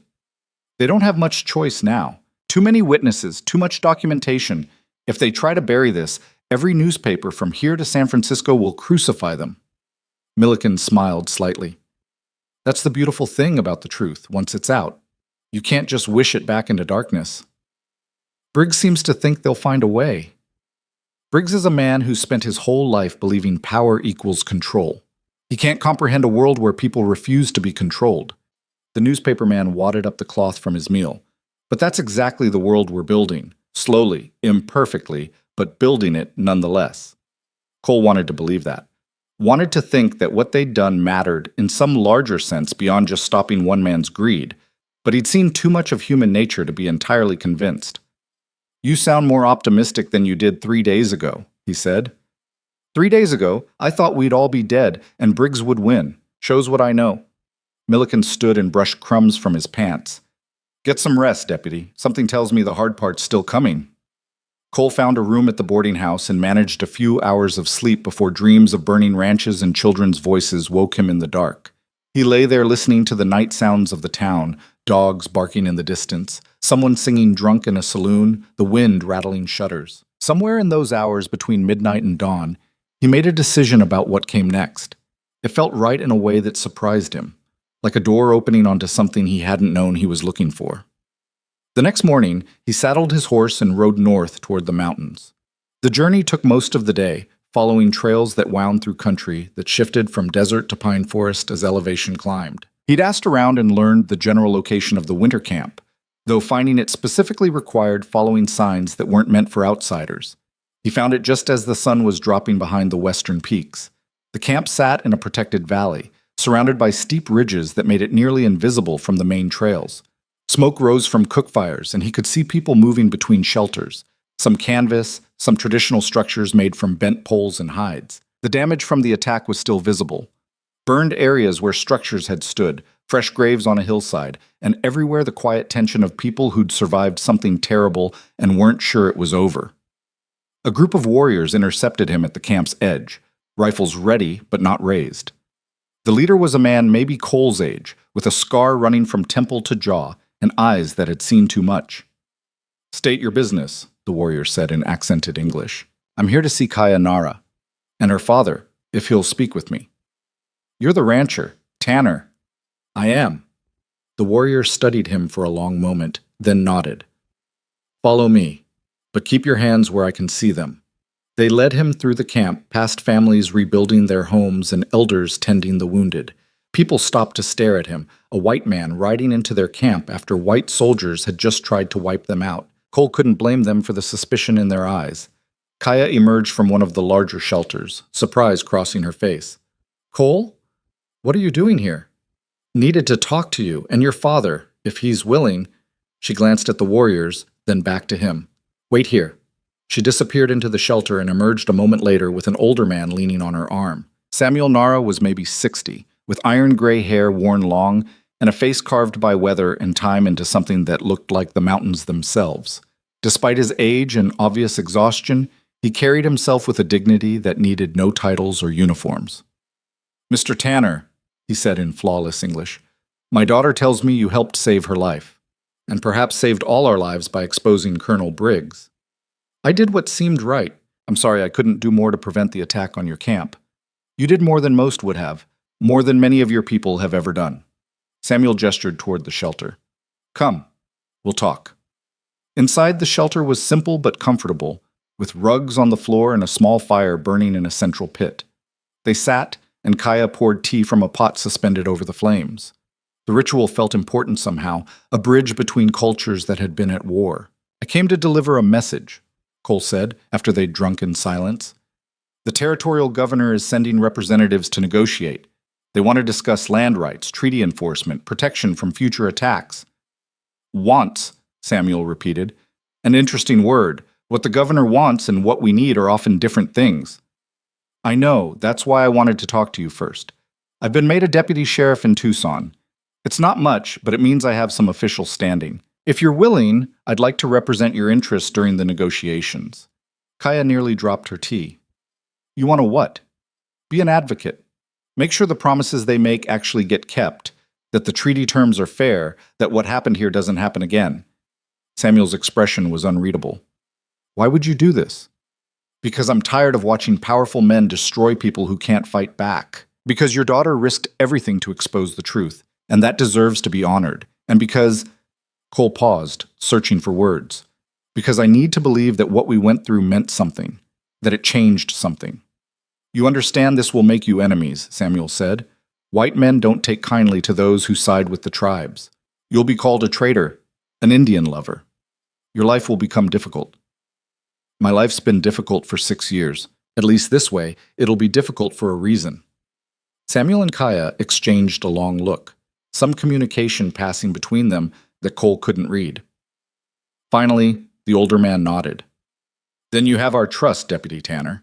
Speak for us when the negotiations come, and perhaps together we can build something better than what came before. They talked into the evening, discussing strategy and terms, what to demand and what to concede. Samuel was shrewd, understanding exactly how much leverage they had, and how quickly it could evaporate if public attention moved elsewhere. Cole found himself respecting the man's intelligence and pragmatism, qualities that had clearly kept his people alive through decades of broken promises. As the fire burned low, Kaya walked Cole back to his horse. The camp had settled into night quiet, children asleep and guards posted at the perimeter. "You didn't have to do this," she said. "I know. So why did you?" Cole thought about that. 6 years ago, I lost everything that mattered to me. Spent all that time since just surviving, not really living. Then I met you, and for 3 days I had a purpose beyond just making it to tomorrow. I don't want to go back to the way things were. Being a deputy won't bring your family back. No, but maybe it'll give their deaths meaning. Maybe it'll prevent other families from going through what I did. He swung into the saddle. That's worth something.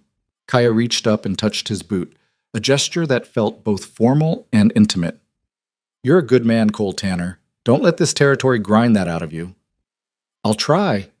He rode back to Tucson under stars so bright they seemed close enough to touch, and for the first time in years, the darkness didn't feel oppressive. It just felt like night, and morning would come whether he was ready or not. The territorial representatives arrived a week later in a carriage that looked wildly out of place on Tucson's dusty streets.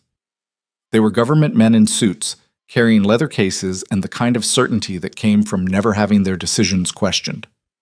The lead negotiator was a man named Whitmore, with slicked back hair and a smile that never reached his eyes. The negotiations took place in the town hall, a room barely large enough for the table and chairs they'd crammed inside. Samuel Nara attended with 3 of his advisors and Kaya, while the territorial side brought Whitmore, a lawyer, and a stenographer to record everything. Cole sat as Samuel's official advocate, though Whitmore had objected strenuously to a deputy sheriff representing tribal interests. Sheriff Dawson had overruled him, pointing out that Cole was also a citizen with standing to participate in public proceedings. The first day was all posturing and procedural arguments. Whitmore wanted to discuss reasonable land concessions, while Samuel insisted on honoring the existing treaties that Briggs had conspired to violate. They talked in circles for 8 hours and accomplished nothing except establishing mutual distrust. On the second day, things got uglier. The reality, Whitmore said in a tone that suggested he was explaining something to slow children, is that settlement is inevitable. People are coming west whether you like it or not. The question isn't whether tribal lands will be developed, but how quickly and under what terms. The reality, Samuel countered, is that we have legal treaties guaranteeing our sovereignty. Those treaties were signed by your government. Breaking them isn't negotiation, it's theft. Treaties can be renegotiated when circumstances change. Circumstances didn't change. Greedy men like Briggs decided they wanted our resources and manufactured a war to justify taking them. Mauser, Whitmore's smile tightened. Colonel Briggs was a rogue actor. His actions don't reflect official policy. His actions were funded by official budgets and supported by official personnel. The only thing rogue about him was getting caught. The lawyer cleared his throat. Perhaps we could discuss compensation for the attack on the winter camp. The territory is prepared to offer reparations for the families affected. How much is a grandmother worth? Kaya asked, her voice sharp as broken glass. What's the going rate for a child who burned to death in their shelter? The lawyer fumbled with his papers. We're prepared to offer $500 per confirmed casualty. The number hung in the air like something obscene. Cole did the math quickly. 23 dead meant $11,500. Barely enough to rebuild the structures that had burned, let alone compensate for the lives lost. That's insulting, Cole said. Whitmore turned to him. Deputy, with all respect, this doesn't concern you. It concerns me plenty. You're trying to buy off a massacre with pocket change and call it justice. We're offering what the territorial budget allows. If you think you can negotiate better terms, you're welcome to try. Cole pulled out the folder he'd prepared, documents Milliken had helped him gather over the past week. How about this? The territory acknowledges wrongdoing, issues a formal apology, and commits to permanent protection of the existing tribal boundaries. No further settlement on treaty lands without explicit consent. You also fund the rebuilding of the winter camp and provide medical care for the wounded. And you pay actual reparations, not $500 per death, but $5,000. That's over $100,000. That's what accountability costs. Whitmore laughed. The legislature will never approve that. Then I guess Milliken runs another story about how the territory values tribal lives at $500 each. See how that plays in newspapers across the country. Cole leaned forward. You're here because the governor is terrified of public opinion. You think people won't care about you shortchanging massacre survivors? The negotiator's smile had completely disappeared. You're overplaying your hand, deputy. Maybe, but I'm also right, and you know it. The room fell silent except for the scratch of the stenographer's pen. Finally, the lawyer spoke up. We'll need to consult with our superiors. Can we adjourn until tomorrow? Samuel nodded. We'll be here. After the territorial representatives left, Samuel turned to Cole. That was risky. You may have just blown up the entire negotiation. Or I established that you won't accept being cheated. Either way, they know you're serious now. Kaya was smiling. My father's right that it was risky, but I liked watching Whitmore's face when you called out his numbers. They reconvened the next day, and Whitmore came back with a revised offer. $3,000 per casualty, formal acknowledgement of territorial failures that led to the attack, and a commitment to respect existing treaty boundaries. Not everything Cole had demanded, but closer. Samuel listened carefully, then made a counteroffer. $4,000 per casualty, plus funding for a tribal liaison office in Tucson to ensure future complaints were heard and addressed. Protection guarantees for tribal lands, with violations subject to immediate federal review. They haggled for another 2 days, each side giving ground in measured increments. Cole found himself impressed by Samuel's negotiating skill. The man knew exactly when to push and when to accept a compromise, always keeping sight of what mattered most while letting lesser points slide. In the end, they settled on terms that nobody loved but everyone could live with.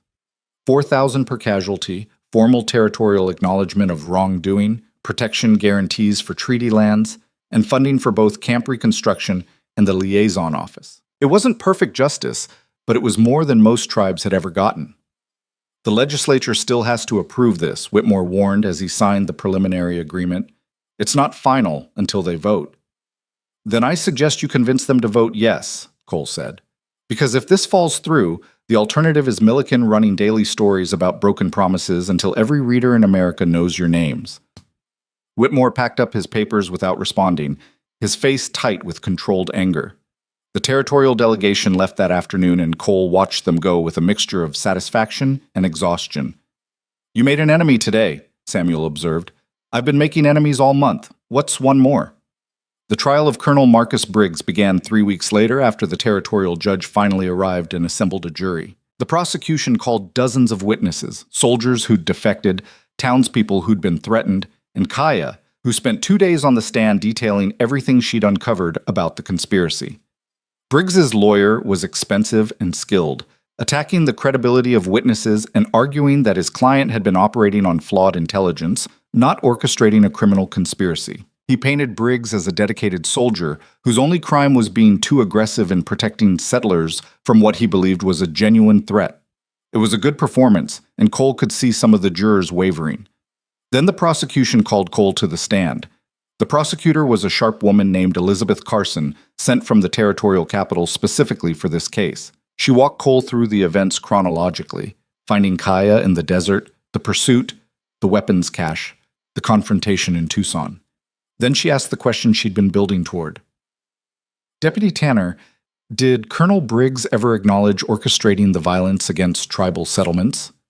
Not directly, but when I asked him if he'd sent raiders to my ranch 6 years ago, he said he'd sent raiders to a lot of ranches and didn't remember specifically which ones. And what did you take that to mean? That ordering raids was so routine for him, he couldn't even keep track of them all. Briggs's lawyer objected, but the judge allowed the testimony. The damage was done. The jury had just heard the colonel casually admit to years of criminal activity. The defense tried to recover by calling character witnesses, military officials who testified to Briggs's distinguished record and years of service.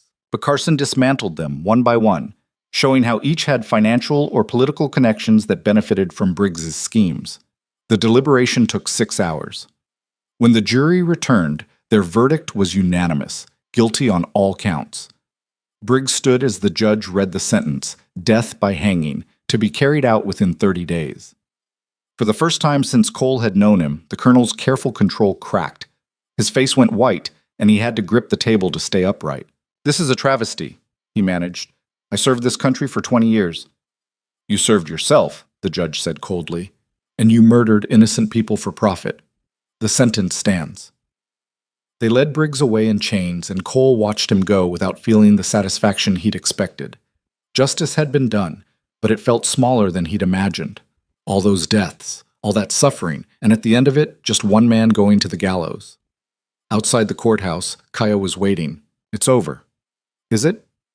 "Briggs is convicted. The treaty protections are in place. The conspiracy's been exposed." She looked at him. "What more were you expecting?" "I don't know. Something that felt more like closure, I guess." "Closure's a myth. The best we get is moving forward." She paused. "My father wants to meet with you. Says he has a proposal." They rode out to the winter camp, which had been largely rebuilt in the weeks since the attack. New shelters stood where the old ones had burned, and there was even a small school building under construction, one of the provisions from the treaty negotiations. Samuel was waiting in the central area, and with him was another man Cole didn't recognize. Younger, maybe 30, with the bearing of someone used to authority. "Deputy Tanner," Samuel said, "this is my nephew, James Running Bear. He'll be serving as the tribal liaison in Tucson, the position we negotiated." Cole shook James's hand. "Good to meet you. It's important work." "Which is why I wanted to discuss it with you," Samuel continued. "The liaison office will handle complaints, treaty violations, conflicts between our people and settlers. It needs someone on the territorial side who understands both perspectives, who can be trusted to be fair." "You want me to work with James?" "I want you to be his official counterpart, deputy sheriff assigned specifically to tribal affairs, answering to both Sheriff Dawson and to our council. A bridge between two worlds." Cole felt the weight of what was being offered. It meant choosing sides in a conflict that would probably never fully resolve. It meant making enemies of settlers who'd see him as a traitor, and skeptics in the tribe who'd never fully trust a white lawman. It was a hard job with no good outcomes, just the constant work of preventing bad situations from becoming worse. "When would I start?" he asked. Samuel smiled. "I'll take that as a yes." The transition took a month. Cole officially became deputy for tribal affairs, working out of a small office in Tucson that James shared with him.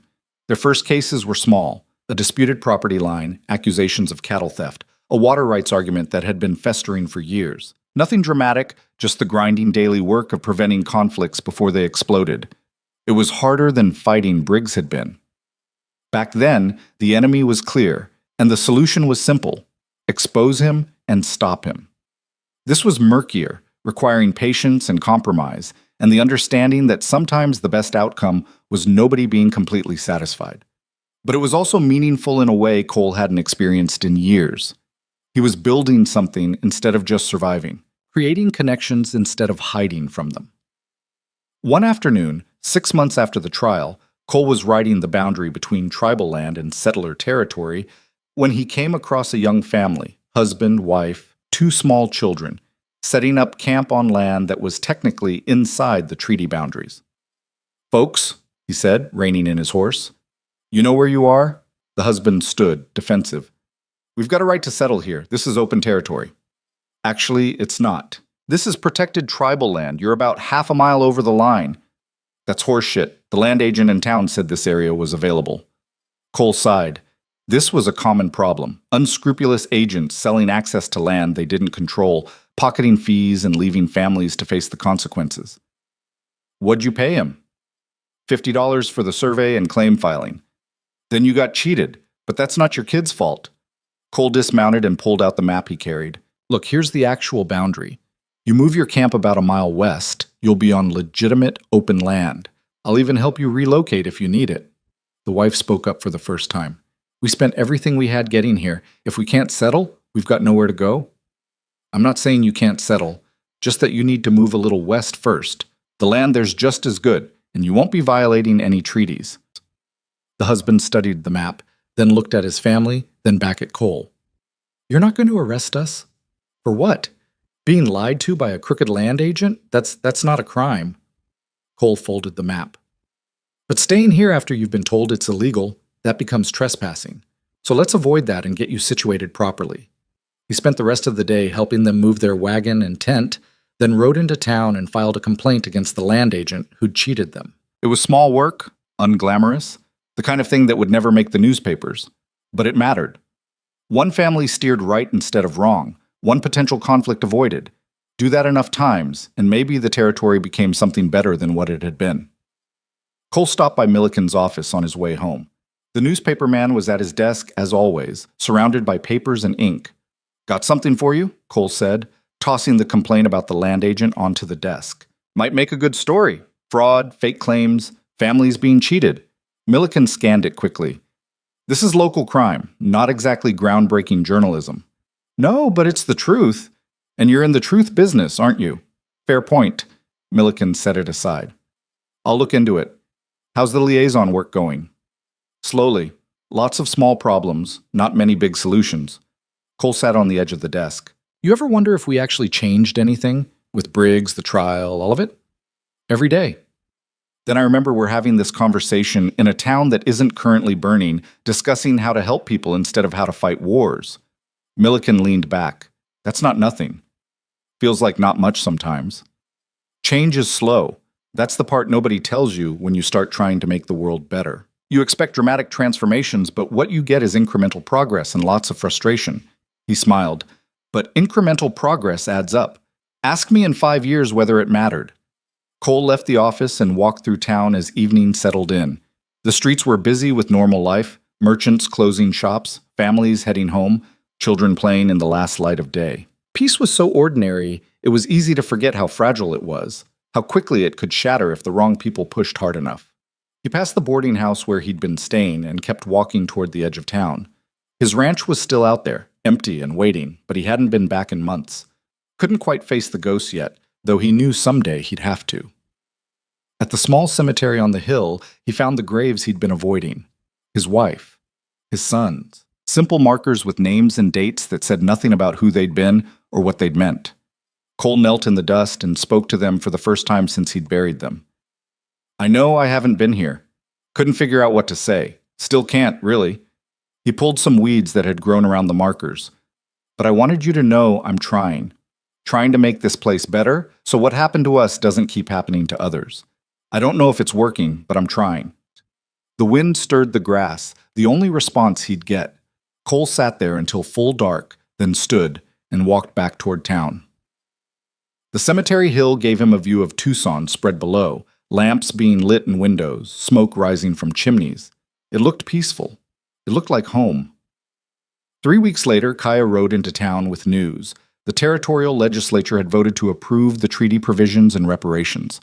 Everything they'd negotiated was now official. "Took them long enough," Cole said. "They dragged their feet hoping we'd give up or accept less. But my father doesn't give up, and neither do you." She dismounted and tied her horse outside the liaison office. "There's a ceremony being planned, formal signing of the agreement, representatives from the tribe and the territory. My father wants you there." "As what, decoration?" "As a witness. Someone who helped make it happen." She leaned against the hitching post. "You know, when I first met you, I thought you were just another broken man hiding in the desert. Turns out, I was wrong. I was broken. Still am in some ways. Maybe. But you're also building something. That counts for more than being perfect." The ceremony took place a month later, on neutral ground between the winter camp and Tucson. They set up a large tent and assembled everyone involved: Samuel and the tribal council, the territorial representatives who'd negotiated the treaty, Sheriff Dawson, Milliken with his camera to document it, and Cole standing off to the side feeling distinctly out of place. Whitmore gave a speech about cooperation and mutual respect that managed to avoid mentioning Briggs or the attack or anything that had actually made the ceremony necessary. Samuel's response was more direct, thanking those who'd stood with his people and warning that the treaty's protections would be enforced. When the signing was done and photos taken, people began mingling in small groups. Cole found himself standing with James Running Bear, watching the two sides interact with careful politeness. "Think it'll last?" James asked. "The treaty or the peace?" "Both." Cole thought about that. The treaty will last as long as we enforce it. The peace will last as long as people on both sides choose to make it work. Neither one's guaranteed. That's not very optimistic. No, but it's honest. And honesty is a better foundation than optimism. As the afternoon wore on, Cole noticed a man lingering at the edge of the gathering. Older, weathered, with the look of someone who'd spent his life working the land. The man caught Cole's eye and nodded, a gesture of acknowledgement. Cole walked over. Something I can help you with? Name's Henry Larson. Got a ranch about 10 miles south of here. The man shifted his weight. I wanted to say thank you. For what? My daughter was one of the settlers who got caught in a raid 2 years back. Killed her husband, burned their farm. I spent all that time thinking it was tribal violence, hating every Indian I saw. Larson's voice was rough. Then your newspaper friend published the truth. Turns out it was Briggs's men dressed up to look like a raiding party, trying to stir up trouble. Cole didn't know what to say to that. I've been carrying that hate for 2 years, Larson continued, poisoning myself with it, pushing away anyone who tried to tell me different. Reading the truth didn't bring my son-in-law back, but it let me stop hating the wrong people. That's worth something. I'm sorry for your loss. So am I. But I'm also grateful the lying stopped before I did something stupid with my anger. Larson held out his hand. So thank you for caring enough to expose the truth, even when it was dangerous. They shook hands, and Larson walked away. Cole stood there feeling the weight of that encounter, understanding in a way he hadn't before that what they'd done had rippled out in directions he'd never see. The ceremony wound down as sunset approached. People drifted toward their horses and wagons, already mentally moving on to whatever came next. Cole found Kaya standing alone, watching the western sky turn orange and red. What happens now? He asked. We go back to our lives. My father rebuilds the camp. I help run the liaison work with James. You keep being the law that actually enforces justice instead of just power. And if it falls apart? If the treaty gets violated or someone else like Briggs shows up? Then we fight again, but at least we'll know we can win. Cole looked at her. This woman who'd been through hell and come out the other side still believing in the possibility of something better. You ever think about what comes after the fighting, when there's actual peace? Sometimes, but I don't know if I'd recognize peace if it showed up. Been at war too long. Me too. They stood in comfortable silence as the sun dropped below the horizon and the first stars appeared. Cole thought about his wife and sons, about the ranch that waited empty, about all the years he'd spent just surviving. I'm going to sell the ranch, he said suddenly. Kaya looked at him. Why? Because it's not mine anymore. Hasn't been since the day they died. I've been holding on to it like that would somehow bring them back, but all it does is keep me tied to the worst day of my life. What will you do instead? Build something new. Maybe buy a place closer to town, somewhere I can actually live instead of just haunt. Or maybe just keep a room at the boarding house and focus on the work. He smiled slightly. Turns out I'm better at preventing tragedies than dwelling on them. That's growth. That's survival. But maybe they're the same thing.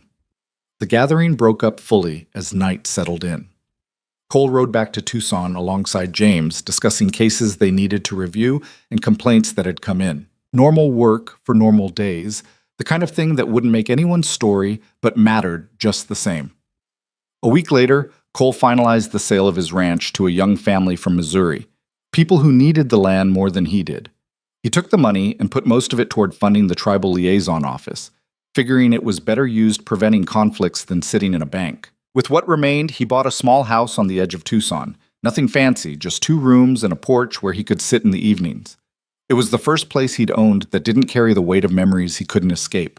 The first night in the new house, he sat on that porch and watched the stars come out. Somewhere in the mountains, Kaya and her people were rebuilding their lives.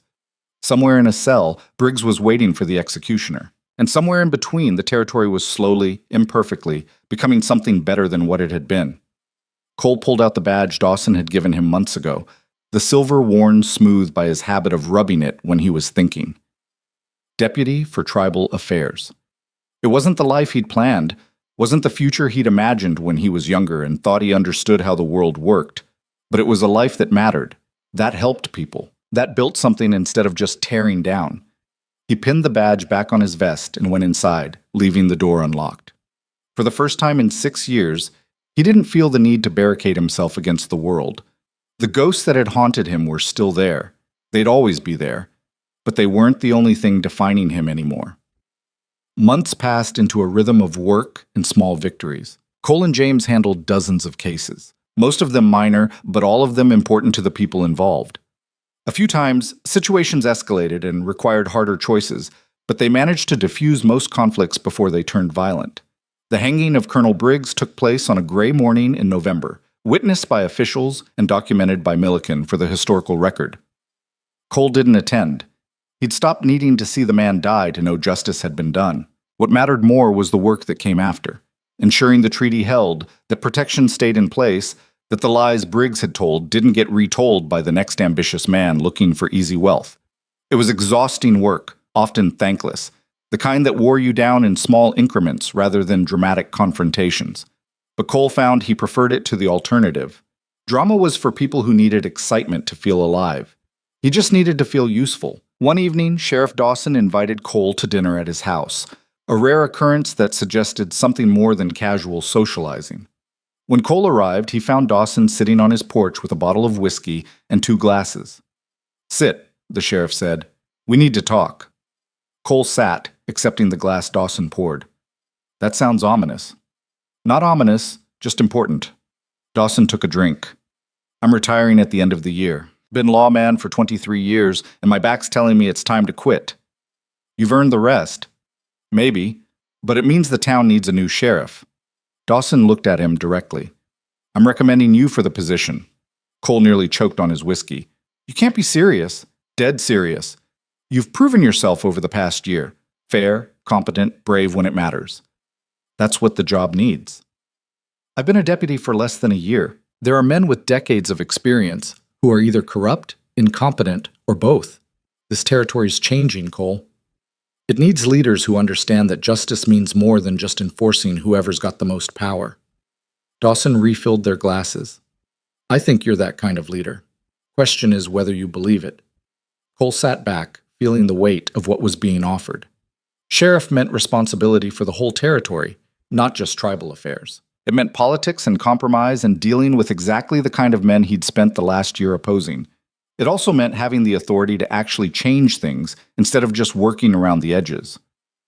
"Let me think about it," he said finally. "Take your time, but not too much time.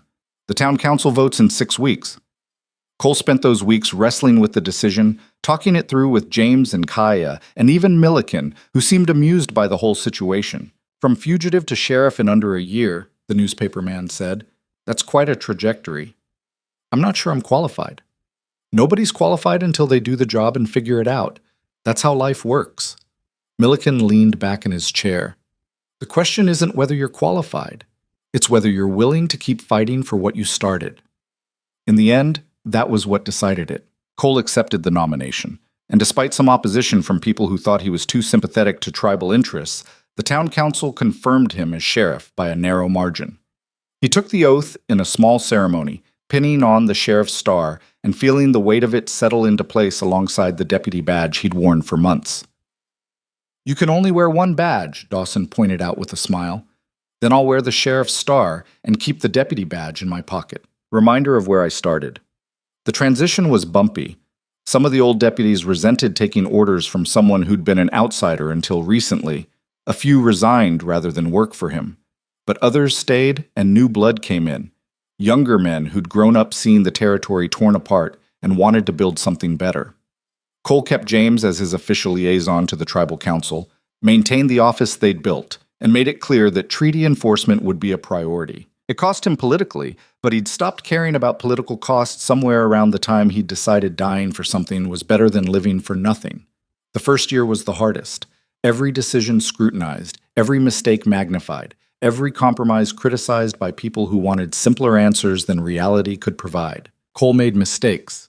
Hired the wrong person once, misjudged a situation that nearly turned violent, let his anger get the better of him when dealing with a particularly corrupt land speculator. But he also got things right more often than wrong, prevented conflicts, enforced the law fairly, built relationships between communities that had been at war. Slowly, grudgingly, even his critics had to admit he was doing the job. 2 years into his tenure as sheriff, Kaya rode into town with news that her father was ill. Samuel had been declining for months, age and old injuries finally catching up with him. The tribal council was already discussing succession, and Kaya's name kept coming up.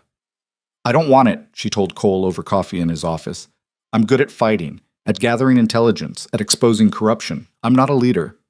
"Your father was good at fighting too, before he became a leader. Maybe that's exactly what leadership needs right now. Someone who knows how to fight, but chooses something else." "That's easy for you to say. You chose to be sheriff." "After spending 6 years hiding from the world and doing nothing that mattered, sometimes the right choice is the hard one." Kaya was quiet for a long moment.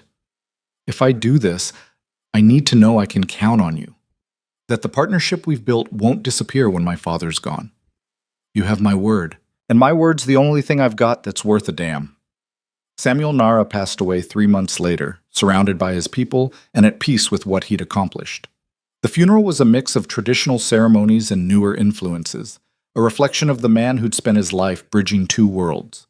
Kaya was chosen as the new leader by unanimous vote of the council, and she approached the role with the same fierce intelligence she'd brought to everything else. She and Cole continued the work they'd started, expanding it to include education initiatives and economic development programs that gave tribal members more options than subsistence living.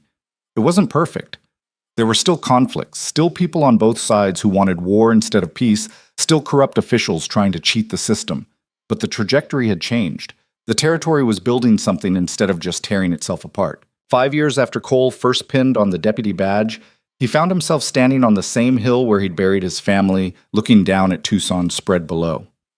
The town had grown, new buildings going up, new families arriving, the kind of growth that came from stability instead of chaos. He'd never stopped missing his wife and sons, never stopped wishing he could have saved them. But he'd learned to carry that grief without letting it define everything else about him. "Thought I'd find you here." Kaya rode up the hill and dismounted, coming to stand beside him. "You do this every year. Anniversary of the day they died. Figured they deserved to be remembered. They'd be proud of what you've become. Maybe. Or maybe they'd think I should have been this person all along before it took losing them to wake me up. You can't change the past, Cole. None of us can. We just get to choose what we do with the time we have left." They stood together in silence, watching the sun drop toward the horizon. Below, lamps were being lit in windows, families gathering for dinner, children playing in the streets. Normal life in a place that had earned its peace through hard work and harder choices. "You ever think about what Briggs said?" Cole asked. "About how someone else would just take his place, that we couldn't really change anything." "Sometimes. Then I remember he's dead and we're still here doing the work. Turns out that matters more than his predictions." Cole smiled. "Yeah, I guess it does." The desert wind picked up, carrying the smell of creosote and rain from distant storms. Tomorrow would bring new problems, new conflicts, new choices between easy answers and right ones. But tonight, the world felt almost peaceful. They rode back to town together as darkness fell, two people who'd survived hell and come out the other side still believing that broken things could be mended, that justice could be more than just a word, that the future didn't have to look like the past. It wasn't the ending Cole had imagined when he'd first cut Kaya down from that wooden frame in the desert, but it was the ending they'd earned, imperfect and hard-won and real. And in a territory that had seen too much death and too many lies, that felt like enough. The badge on his chest caught the lamplight as they entered town, silver worn smooth but still holding its shine. Sheriff. The word meant responsibility, meant choosing to stand between order and chaos every single day. It meant carrying the weight of other people's hopes and fears and anger. But it also meant building something that lasted beyond one man's lifetime. It meant creating space for people to live without constant fear. It meant proving that power didn't have to corrupt, that authority could serve justice instead of just itself. Cole had spent 6 years learning that lesson the hard way. Now he got to spend the rest of his life teaching it to others, one decision at a time, one conflict resolved, one bridge built between people who thought they had to be enemies. It wasn't the life he'd planned, but it was the life that mattered. And sometimes that was the same thing as the life you were meant to live.